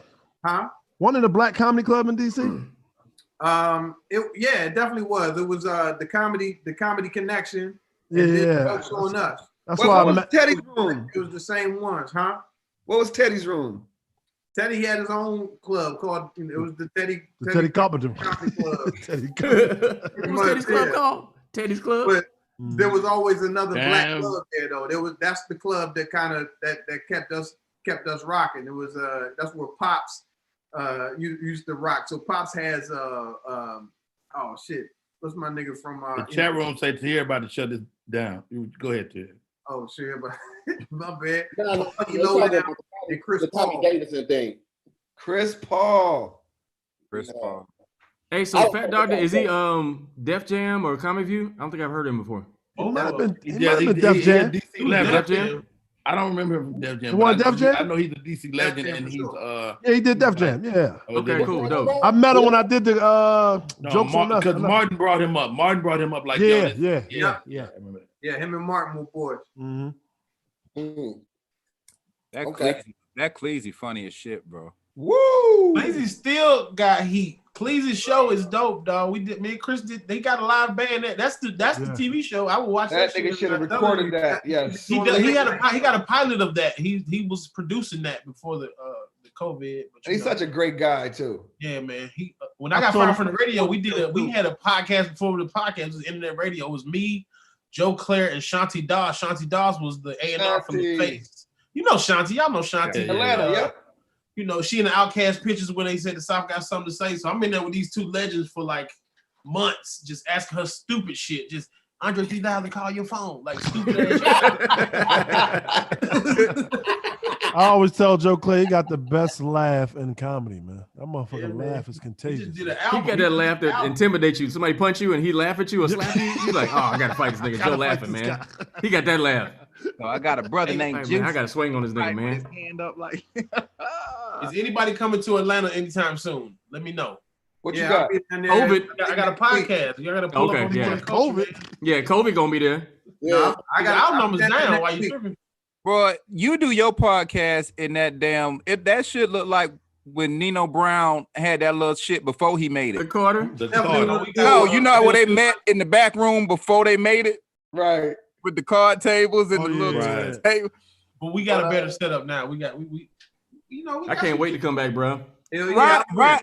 When I met Ronnie next week, when I met Ronnie at his podcast place, I mean, these dudes were held up in a warehouse. That shit like it was like 3,000 square feet, and it was just studio. It's like 4 different studio rooms. Narden B, one of the producers, got a room. It's another room over here. It's rented. They all rented. It's a full business. We you know what I'm saying? We got what kind of shit going on. I was very impressed, bro. No grass, no lights, no security, nigga. Oh, we got security. We got them yappers in that motherfucker. It looked like one of them buildings nobody's supposed to be in. And then when you walk in, you're like, oh, this is nice. Yeah, this the whole boom boom room. Hey. 2 Chainz got a studio right over there. I want to hear that shit, Ray. What they doing, Ray? I'm down. I'm supposed to be doing something with that. They filming the Johnson's family reunion or the Johnsons or something. Some variation of that show down there. I'll be down there hanging out doing some stuff with them. Cedric and Steve doing it again? I've been hearing talk about it. Oh yeah, Rodney, he was in that. I've been trying to finagle my way into the sequel. JJ was in it. JJ. Hey, let me tell you something. I always wanted to get in the hood classic, but ain't nothing like a family movie. Let me tell you something. And y'all know that anybody got a family movie under their belt, them motherfuckers, the gift they keep on giving. I give residual checks. I'm the only one with no movies, huh? Did that mean? All the time. Only one. You ain't got no movie? Hey, Ronnie, it's coming though. Yeah, you en route, bro. That shit is on his phone. You on Bossa, Ronnie Jordan on the Bossa. Listen, I've been in 10 movies. Your hoodies have made more money than all. Like this one, this is my Jamie Foxx Fuck 12, the GOAT hoodie when he was in high school. Has he seen it? Wow. No, he ain't seen it because I don't need a cease and desist. Don't be cease and desist. I can't afford Ronnie, them kind of problems. Ronnie, do you know when you get a cease and desist, it becomes a collector's item? Oh, go ahead. Take the picture then. Bim. Fat boy shit going on. Hold on. Put me in it. How you screenshot on your computer? How you screenshot? You know how to use your whole computer screen for me. You gotta call your kids. You gotta call your kids. Right now. Do that shit. Screenshot this goddamn computer. Listen, my kids, I should change their names to technical and support. I don't do shit without them. Customer service. What's this button? Right. They don't pull up to you. Cash App with First Chris. What you say? You gotta hit that Cash App and then they just come in the room and find where you at. They so spoiled. Listen, guys, I'm gonna man. We usually wrap up at 9. I didn't want to stop the flow because it was good. It done turned into Clubhouse. It really did. Let's go back. I'll meet you niggas over there. Y'all over there. I'm about to say, I'll see y'all over there a little bit. Listen, I'm being tactful because I don't fuck with Tommy Davidson at all. So when y'all had nothing but nice things to say, I just let it go. Well, what's your fucked up story? Let me do to you. Platform and every platform that I get on that is fuck Tommy Davidson to the day I die. What happened? What happened? Hey, I knew something was up because your people was like, here comes the here. I see it over there too. I was like, what happened with the Tommy joint? I don't fuck with that nigga. What happened? Yeah, can we help the situation be better? Can we help? Might can help it. We might can help it. What's happening? Ain't no solving. Here's the thing: with certain levels of disrespect, it's very difficult for me to let it go because I'm a petty motherfucker. I'll be the first person to tell you. I was hosting the second annual. Well, not hosting. I had to do warm up for the second annual All Deaf Movie Awards. Not a real show, but they had got a deal with I think Fuse or something like that. So, they asked me last minute to do the warm up. Now you know how it is doing warm up. Like, first of all, don't nobody really know me like that. Second of all, people still going to the table, Snoop there. I mean, it's star studded night. So they had me go out. I'm talking, hey, everybody, boom, boom, I'm trying to, go into jokes. They don't want to hear no jokes. So I got to start just going to the crowd. Snoop, sit your tall ass down. Bishop Don Juan and said, man, get you and little bitches together and sit at one table. Now we having a good time, but it's still an uphill battle because they don't know who the fuck I am. So, how black people, they ain't laughing at nobody they don't know. So do my time. I get off stage. And as I'm coming off, Tommy Davidson and somebody's backstage. And Tommy Davidson was like, woo, nigga, you suck. I mean, you ate it, man. I guess somebody had to do it, but it shouldn't have been you, right? That's his first interaction with Tommy Davidson ever. I never forgot that. Is he hosting? Right? Is he hosting the event? I don't think he was hosting, but I think he was going to be coming on as like one of the first presenters. Presenters or something? Yeah. Yeah. So like he's just backstage in the wings, but that's our first interaction, right? So I'm like, fuck it. I made my little 500. I'm gonna go get some drinks. It is what it is. But I remember that nigga tried to play me funny style because there was other people around. I think the Lucas brothers were backstage, and it was somebody else that was backstage. It might have been Snoop. No, it was somebody else that was backstage. But I felt like he was putting on. He was playing it on thick because of other people around. Joe Claire laugh was in the background, nigga. That's all it takes. Hey, look, Tahir, when Joe I tell your laugh was story in the over, background. Tahir, when I tell your story over, he gonna say you suck, and I'm running things. That's how. So, but Tahir, did you suck though? Did you suck though? Listen. So here's the thing. Beside the point.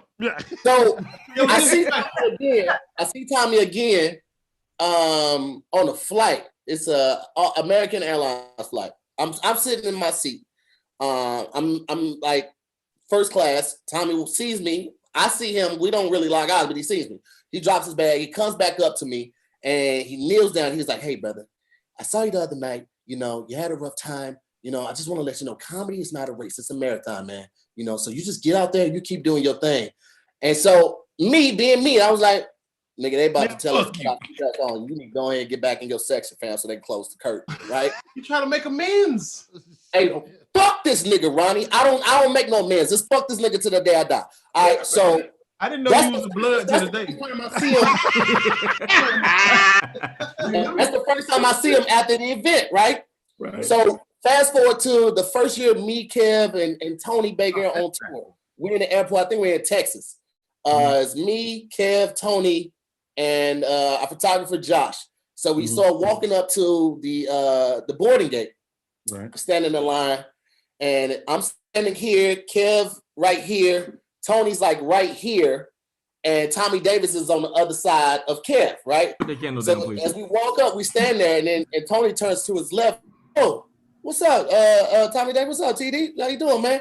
And Kev looks at me. He was like, "Hey, Tahir, it's Tommy Davidson." And in front of him, I was like, "Man, I don't fuck with that nigga, bro. Loud, let him hear. I don't fuck with that nigga in the airport." And he was just like. Because here's the thing, Tommy act like he don't remember he did some fucked up shit and try to play on cocaine sometimes, dude. Bro, I don't give a fuck, bro. Hey, nobody can ever apologize to you? No, some people can. Absolutely. I've definitely accepted a lot of apologies. He got on his knees. In first class. He kneeled down in first class. Offered you a kilo. What if he offered you some Jordans? And then don't see him for 4 years. Hey, this is triggering to Tahir. This is not funny. We might be able to fuck around, Ron. If this is 12, I'm so glad I found this out about you, dog. Because I was about to talk about your herringbones, your 2 chains. Don't do that. Listen, I took it as disrespect because I felt the way he did it. Like I knew it wasn't a great set. Like, nigga, it's an uphill battle and they don't know my name, so I don't really care about that. I felt like the way he kept putting it on there to try to like front me out. People was back there. Son, you was in a comedy club and there's other comedians doing it, not Jay Phillips. People. Yeah. Jay Phillips, have you forgiven Cheryl Underwood? Yeah, let's grow from this, guys. Can we grow? Tahir, fucking Ice Cube forgave Dr. Dre, nigga. Come on. Yeah, nigga, Gucci forgave Jesus. I've had a couple of petty moments too. Yeah, Gucci whenever it's time to hear, let it go. Hey, let me tell you, culture, guys. Here, let me tell you something. When God put it on my heart to release it, I will. All right, let me tell you something real talk, and a lot of us know this. Tahir, let me tell you something real talk, and a lot of us know this. If it's anywhere around showtime with Tommy Davidson, there's a pretty good chance he's not in his right mind. You know what I mean? Trying to say something. He's great to perform. Yeah. But he do some stuff regular comics don't do. You know what I mean? As far as his extracurricular activity. Yeah. No, I've definitely heard it. I've definitely heard it. Nights like this, I wish. And he probably cut that shit out. He stopped. He definitely stopped. Get it because he ain't He got stopped. it. You know what I mean? Yeah, here, we gonna fix that. Yeah. We're gonna put both you niggas on the Yanla. Yanla fix my set. Fix my set. I mean, I know Tommy, and I can feel that energy that he gave. Because I mean, Chris, I know you know Tommy really well as well. So you know exactly what that night was. You know that was him. To me, that was Tommy watching you do that in his nervous way, trying to get himself prepared to having to fuck with the same thing that you did. Hurt people. To just get a laugh in the room somewhere. And that's just what he do. That nigga, Tommy writes jokes by repeating them to the people that's around him 7 to 10 times back to back. So if something ripped, he'll be like, nigga, that wasn't funny. Ah, nigga, that wasn't funny. Ah, nigga, that right there, that wasn't funny. Ah, he's gonna keep hitting you with the shit.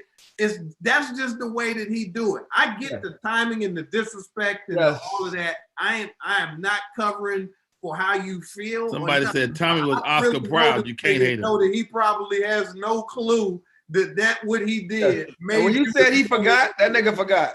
Yes. Picture that Dave Chappelle sketch with Rick James and just substitute Tommy Davidson saying, I slapped you in the face to here. I didn't know weeks ago, nigga. Should have never gave you niggas money. Fuck your couch. Do that pop. That's the best analogy that I would have. Yo, set, nigga. No clue what you talking about. You slapped me in my face last night. What? And then here's another thing, which I think I was on Clubhouse or some interview. Sometimes like people blow up, but they still want to feel like they're not blown up. So they want to joan and do shit. And they don't know, like when we bagging and both of us are broke, it's different than when you fucking making some money and talking shit. Like I had to put Anthony Anderson to the side because he would say shit to people. I go, nigga, you can't talk to people like that. What are you talking about? I said, nigga, it's not joning no more with you, nigga. It's condescending and mean. Anthony is mean though. I mean, he comes off really mean sometimes. It was like I like me and Finesse, like I said, we've seen each other in passing, right? But from last night to tonight, there's a rapport. So if he says something like that, I know it's not coming from a place of hostility and malice, right? And it's also a way to say that somebody sucked and you know, they could come back from like, oh, nigga, you had a horrible set. You suck. But that's what warm-up is, nigga. You got it on the next one. Don't let this shit rattle you. Like, that's anything to curtail it, and you could save it. But the way he delivered it, I was like, all right, my nigga, I'm going to catch you, and I'm going to fuck you up. Tahir, I remember bombing really bad twice in my whole, like, bad, like, I don't want to do this shit no more. And I had a music joke, and I bit a honey bun, and they still booed me. I bit a honey bun, music and props, and they didn't fuck with none, right? So I'm backstage like, damn. And all I heard was, they wasn't ready for you, dog. And then I saw the littlest fist. It was Lil Duval. It was a little tiny fist. Like, and I wanted to throw this nigga so far. But then the next time I bombed, I was sitting on the steps. They weren't ready for you, dog. The tiniest little fist. Hey, like, so Ronnie, when you get booed, are you still chewing the honey bun? Like, yeah, I had to put it back in the package. I was like, this so shit. I'm finna get slow chew. Let me tell you something about the way that we came up, though. Yeah, man. I was just apparently we came up a little different because there was certain rooms in the country set up, and DC was a place that had a bunch of nights like that to where there was some few people. Chris Thomas would be one of them. He'd do it in a cool way, but he would do it. If you don't do well, nigga, you are the next 4 to 5 minutes of material. Yep. And that's just what I still remember the jokes Guy Torrey did when I bombed at Fat Tuesday. Absolutely. So that nigga said, that was, nigga, you would have a hit list of niggas. Yes. Robin Harris, fucking Jay Anthony. Nigga, even Buddy was fucking mean at the goddamn haha back in the day. If you fucking had a bad set. Well, it was like y'all was trying to sneak it to their friends, to them, you know what I'm saying? Like, especially a host, man. If you bomb, it is the host's job. It is my duty. Yes, I got it. But Tommy wasn't hosting. It wasn't his job. Tommy wasn't hosting. Tommy won host. Tommy was trying to feel like one of the guys while he was high. I'm just saying, if you said it, Chris. Old school and somebody young bomb up under you, I'm glad dudes would say what they said, because I tell you, man, I'll be straight up honest.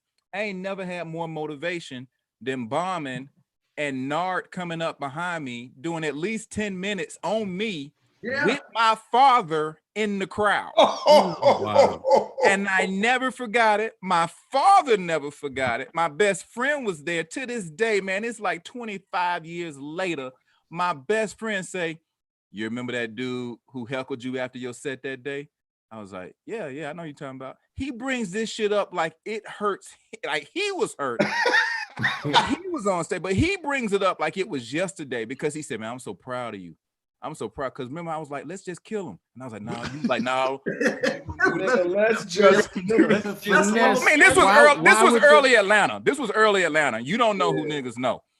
And man, and he was like, "Yeah, man, your daddy was there, man. You gonna like?" He was really trying to do that. Coming to the hood shit. You gonna let that nigga get away with that shit, nigga? You know, You like just shot your cousin, homie. Yeah, man. He was really on something like, "No, You sound like a real bitch right now, homie." But I'm telling you, it's that motivation, bro. It's that fire that you got right now, man. Tommy Davidson helped put that hustle in you, because it helped you learn how to work Windows, nigga. That nigga helped you create this YouTube channel. Yeah. Okay. You would have never met Tony Baker, nigga. Hey, but the host told me to kill myself. You should have him on the show. You should Zoom with Tommy. If it wasn't for Tommy Davidson, you'd have a regular size microphone right now. And just be wearing one chain, nigga. Yeah. Nigga, that's Tommy's chain. Tommy made you. Hey, that's the name of your special, aside, that's the name of your special, man. Tommy's chains. All jokes aside, Tahir. Hold on, Jim. I need to say something to Tahir. He needs to hear me. Your energy is so great, man, and I've never seen anybody push you to that space till today. And just don't let nobody have that power, dog. Yeah. For real. I don't carry it around with me, Rodney. Like but when you hear his name, but if I see Jim should open a suitcase full of that shit. Oh yeah. I mean, since you brought it up, immediately. It's close by, but I ain't taking it with me every day. I just start growling. Your beard is getting redder. And Tahir, Here's the most important thing to remember. Tommy does not remember. He really does not remember. Nor does he care. Right. And what the problem is, and what he'll care about, and Tahir cares today. What he'll care about is trying to connect with you today, like y'all never met, and it never happened. And that's the real, sincere Tommy Davidson. Let's try to get him on Zoom in with the homies. I think that'd be dope. I'm gonna FaceTime him right now. Hey, y'all, so hey, all y'all tell the story. You got to worry about that. Don't do that. Don't do that. Oh, that's why they call you Uncle Rodney. I get it now. Hey, we about to get Cat, Cheryl Underwood, Tommy Davidson. What's beef? Beef Nigga, G-Thing Towel. Nigga, we about to get everything. Wow. Lil Duval, we getting all them niggas on the show. The little fish. Everybody gonna confront their boors. D-Ray's eye. I was in with the homies. Right. Y'all got anything y'all want to plug real quick? We can go through real quick and let you do your sign-offs. Chris has yawned like 36 times, so I definitely want to get him out of here so he can go later. Yeah, y'all, you did one of these yawns when you covered the whole mouth with the whole hair like that. Like, I tried to do the tight like squeeze out the sides. Hey man, y'all gonna stop talking about yawning because everybody gonna catch one. Yeah, I just did it. Here we go. Nah, Spank, that's your regular face, nigga. Spank, that's your regular face, Spank. Spank was like, Spank got the pre-yawn face. Spank, what's the H behind you for? Horton, my last name. The wife. I thought it was Heartbeat. Oh, no. That's for Horton. Heartbeat. My wife, yeah, I don't know if y'all know, but I can break the news now. Got a divorce. Yeah, I'm out here in these streets. Sorry to hear that. Yeah, sorry to hear that. No. Don't be sorry, baby. Don't be sorry. This nigga got a real bad. Hey, look, you come to Atlanta on the sneak tip, hit me up so you can do my podcast. Listen, hey, here go that shady nigga. Say it again, Spank. Yeah, I got a divorce, man. You know what I'm saying? What? It's over, Let me see. Is she okay? Is she okay? Instagram. You had a pandemic divorce? Okay. It was a pandemic divorce? yeah, we split last year, but February she moved out. So it happened in March. Yeah, but Yeah, so I was in this bitch lonely like than a motherfucker the first couple I months. see you walking around that motherfucker on when you that was the first couple of days you got on Instagram Live. Yeah. Playing music slow us in the outside. middle of the night. Playing music and shit, yeah. Playing music. Let me ask you something. Did touring and that Hollywood rock star lifestyle affect your marriage? I think the money did. I ain't gonna lie to you. I think the money. I don't want to hear that bullshit right now. I feel like we came from the bottom and we here now. I don't want to hear your bullshit right now. I don't want to hear that every day, constant. Did you have to break bread? Because you was married a couple of years. Did you have to? We did it. What's the name? We good. We straight. I'm a little. Your son is. Are your kids both? Are you both your kids from her? Just my daughter. My son from another woman. Right. Yeah, but we Spank, good. you want us to move on? Spank, you want us to move on? How does the first baby's mama feel like about you coming back to her? Oh, she definitely FaceTimed me. I'm like, yo, get the fuck out. She didn't know Rich Spank. No. She gonna act right. She definitely FaceTimed me. I'm like, yo, come on, man. What you doing? Anyway, move on, y'all. Move on, guys. Wrap it up to here. Move on, guys. He FaceTime on laying down on the stomach. Hey, big head, what you doing? You left your cup over here. You left your cup. I just looked at some of our old pictures. But I know. Hey guys, Jesus. But I know my wife and Chris Spencer's wife is cool and all that, so I figured I'd throw that news to Chris so we can have a good pillow talking tonight. I usually do well when other niggas fail. Other niggas fail, right? There you go. You be like, what? I can't believe this. This is crazy. Yeah, it ain't nothing like telling your wife somebody else that they ain't make it, and all that shit y'all was bickering about that week go away. Because then she realized, oh shit, people breaking up. Niggas is leaving. Niggas is And leaving. then I go just like I don't this. let my wife be friends with nobody else. You sure have not. That nigga had sheltered her like Princess died. Ain't got time. Yeah. Rodney wife a rumor. I don't let my wife hang with no Rodney wife rich a people. rumor. I need my wife to know that this is best, as good as it get over here. Right. Yeah, your woman start want to live that Kevin Hart life. Yeah. You're like Alpharetta is the top, bitch. Alpharetta? You might go Mansell Road. That was an Atlanta reference, ladies and gentlemen. Mansell Road.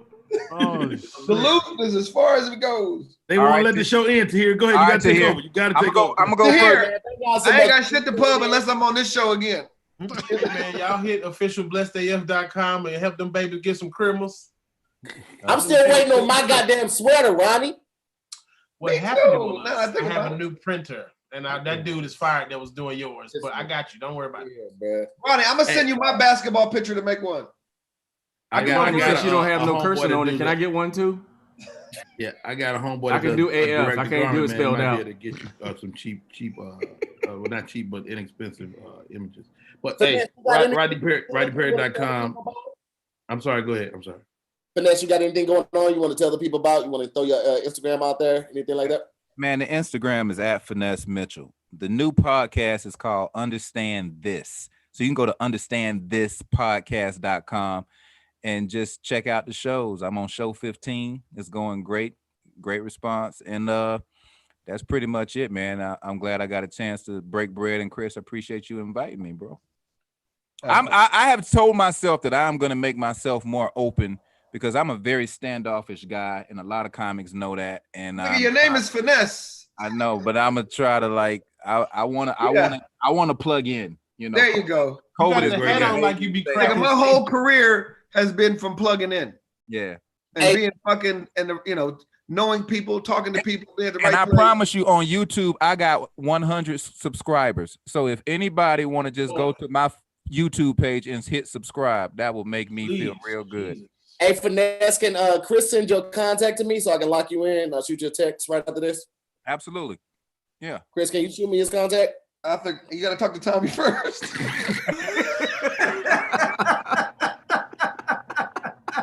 That nigga was triggered like Jasmine Sullivan, nigga. Tommy Davis. Yeah, he was like George Lopez with what's his name? From Rogan. From huh? Rogan? That nigga took his glasses off. He turned his chain around. He was like, Bob. He said, look, homie. Let that go, man. Let that go, man. Because that man fueled a lot of blessings in your life. You don't even realize that. Yeah, all right. Or he didn't. Hey, so here, can I go and get mine over, bro? Yeah, go ahead, Ron. Hey, so listen, man, if y'all don't mind, please follow me, comedian Ron G. Come on, Siri, stop, shut up. Comedian Ron G, comedian RONG. I'm almost at 50,000 followers on Instagram. Please follow me, comedian Ron G. Also, every Thursday night, me and my wife do a really dope game show, which I would love to have Chris Spencer and Finesse on, called Couples Couch. We actually taking a break till January, but we still logging on and doing Q&A with You and the wife taking a break?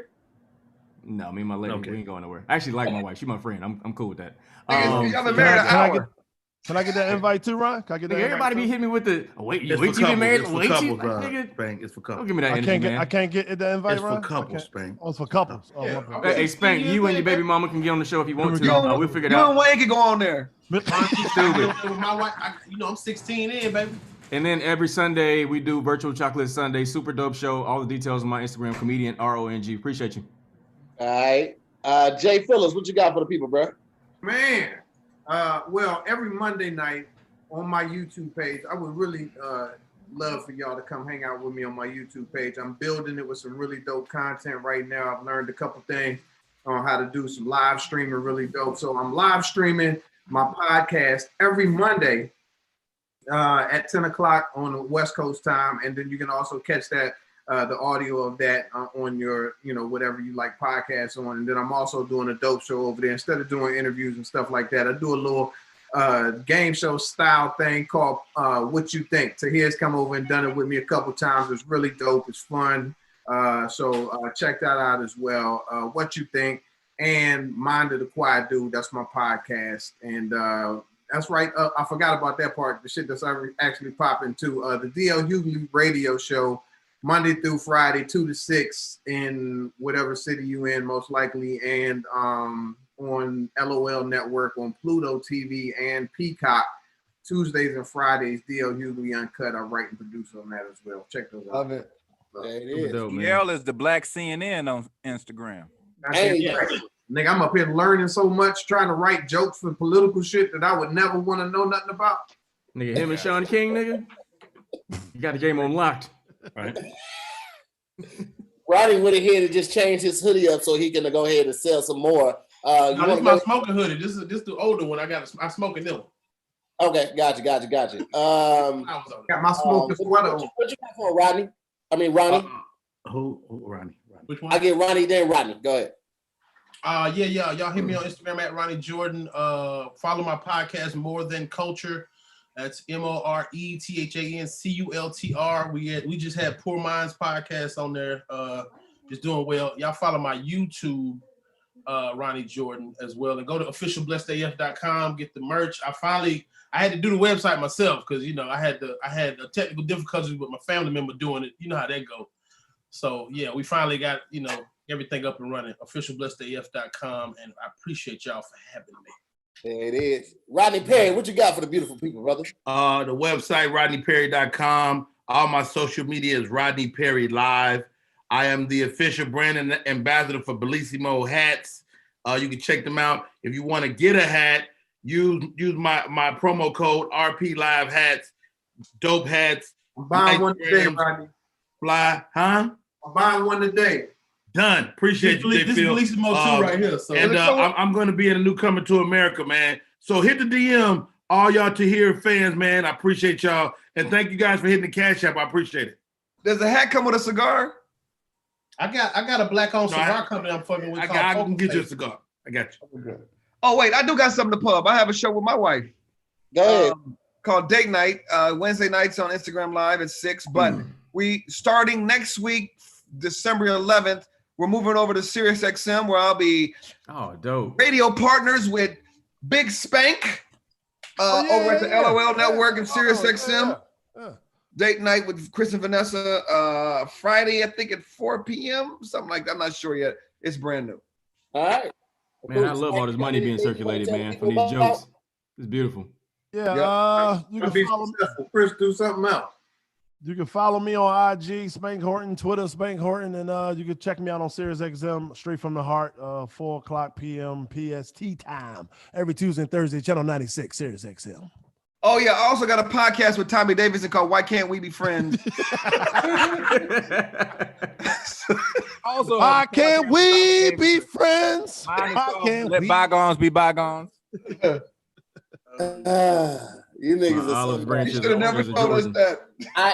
Listen, it don't bother me like that because it all goes to. Oh, it bother you, nigga. Don't do that. Don't do that. That hit a Don't do bank. that. Tommy Davidson on all Oh, it don't even bother me, fam. It don't even bother me. Got it in the airport. I'm good, fam. Don't even bother me. I want to give a shout out to Josh Inglis, Alan R, Joanne, Josh, J-Mo, Tanash, Shamika taking the stage, Adam at Rated Intimate, Ernestine, Habiba, Brother in Blue, Christine, Christopher, TJ Ain't Shit, Casey, and Tantania. Appreciate you for all the donations.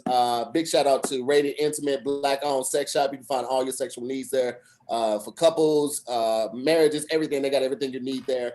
And big shout out to Popcorn World. 250 flavors of popcorn. You can find whatever you're looking for. Amazing. Try the jerk. Try the crab leg. Goddamn me. All the flavors. Crab leg popcorn? Chris, me, CP, and a couple other people are trying to get a location out here. Like we're trying to buy space for a location out here. It's the best popcorn I've ever had in my life. Nigga, start with a kiosk. And what's it called again? It's called Popcorn World. Their website is Doing the World of Flavor. All the information is in the description. You can go to the description, get it right there. If you buy something that you don't like, if one of the flavors I recommend, I will pay you. I will give you your money back, my nigga. That's how much I believe in it. Nice. They ship to here. They ship. Yes, and they ship it fresh. They ship it fresh. He's in the I think he's usually in the chat. He might be working right now. When we first started promoting him, he got so much business, he had to hire 3 new people for the job. Like, oh, that's dope. What's it called again? Better than Chicago popcorn? It's like Chicago popcorn, yeah. But he got way more flavors than he got oxtail flavor. He ain't got oxtail, but nigga, the crab leg. He got the dirty dill pickle, the spicy dill pickle. Goddamn me, the jerk is my favorite. The jerk is goddamn me. Hey, this nigga got a Nate Robinson flavor, put you right to sleep, nigga. Y'all gonna stop fucking with Nate. Like, this is delicious. Nate gonna start punching people when he see them, just like punching. And that's what he gonna have to do. New episode of More to the Story came out today. That's the podcast with the wife. Make sure y'all check that out. That's every Tuesday. And a new episode of Working Is Hard comes out tomorrow. That one's gonna be with Sydney Castillo. It's gonna be a great, amazing episode. Damn it, that you scary on Thursday, and we'll see you guys tomorrow night on another episode of Zooming with the Homies. Shout out to all my guests. I appreciate y'all, man. I'll see you on the next run. Salute to y'all, man. Shout out to all the Love you, boy. Love everybody in this room. All right, y'all be easy. After party at Clubhouse. After party at Clubhouse. What number should I give Tommy? I'm already on Clubhouse. See y'all over there. Clubhouse. All right.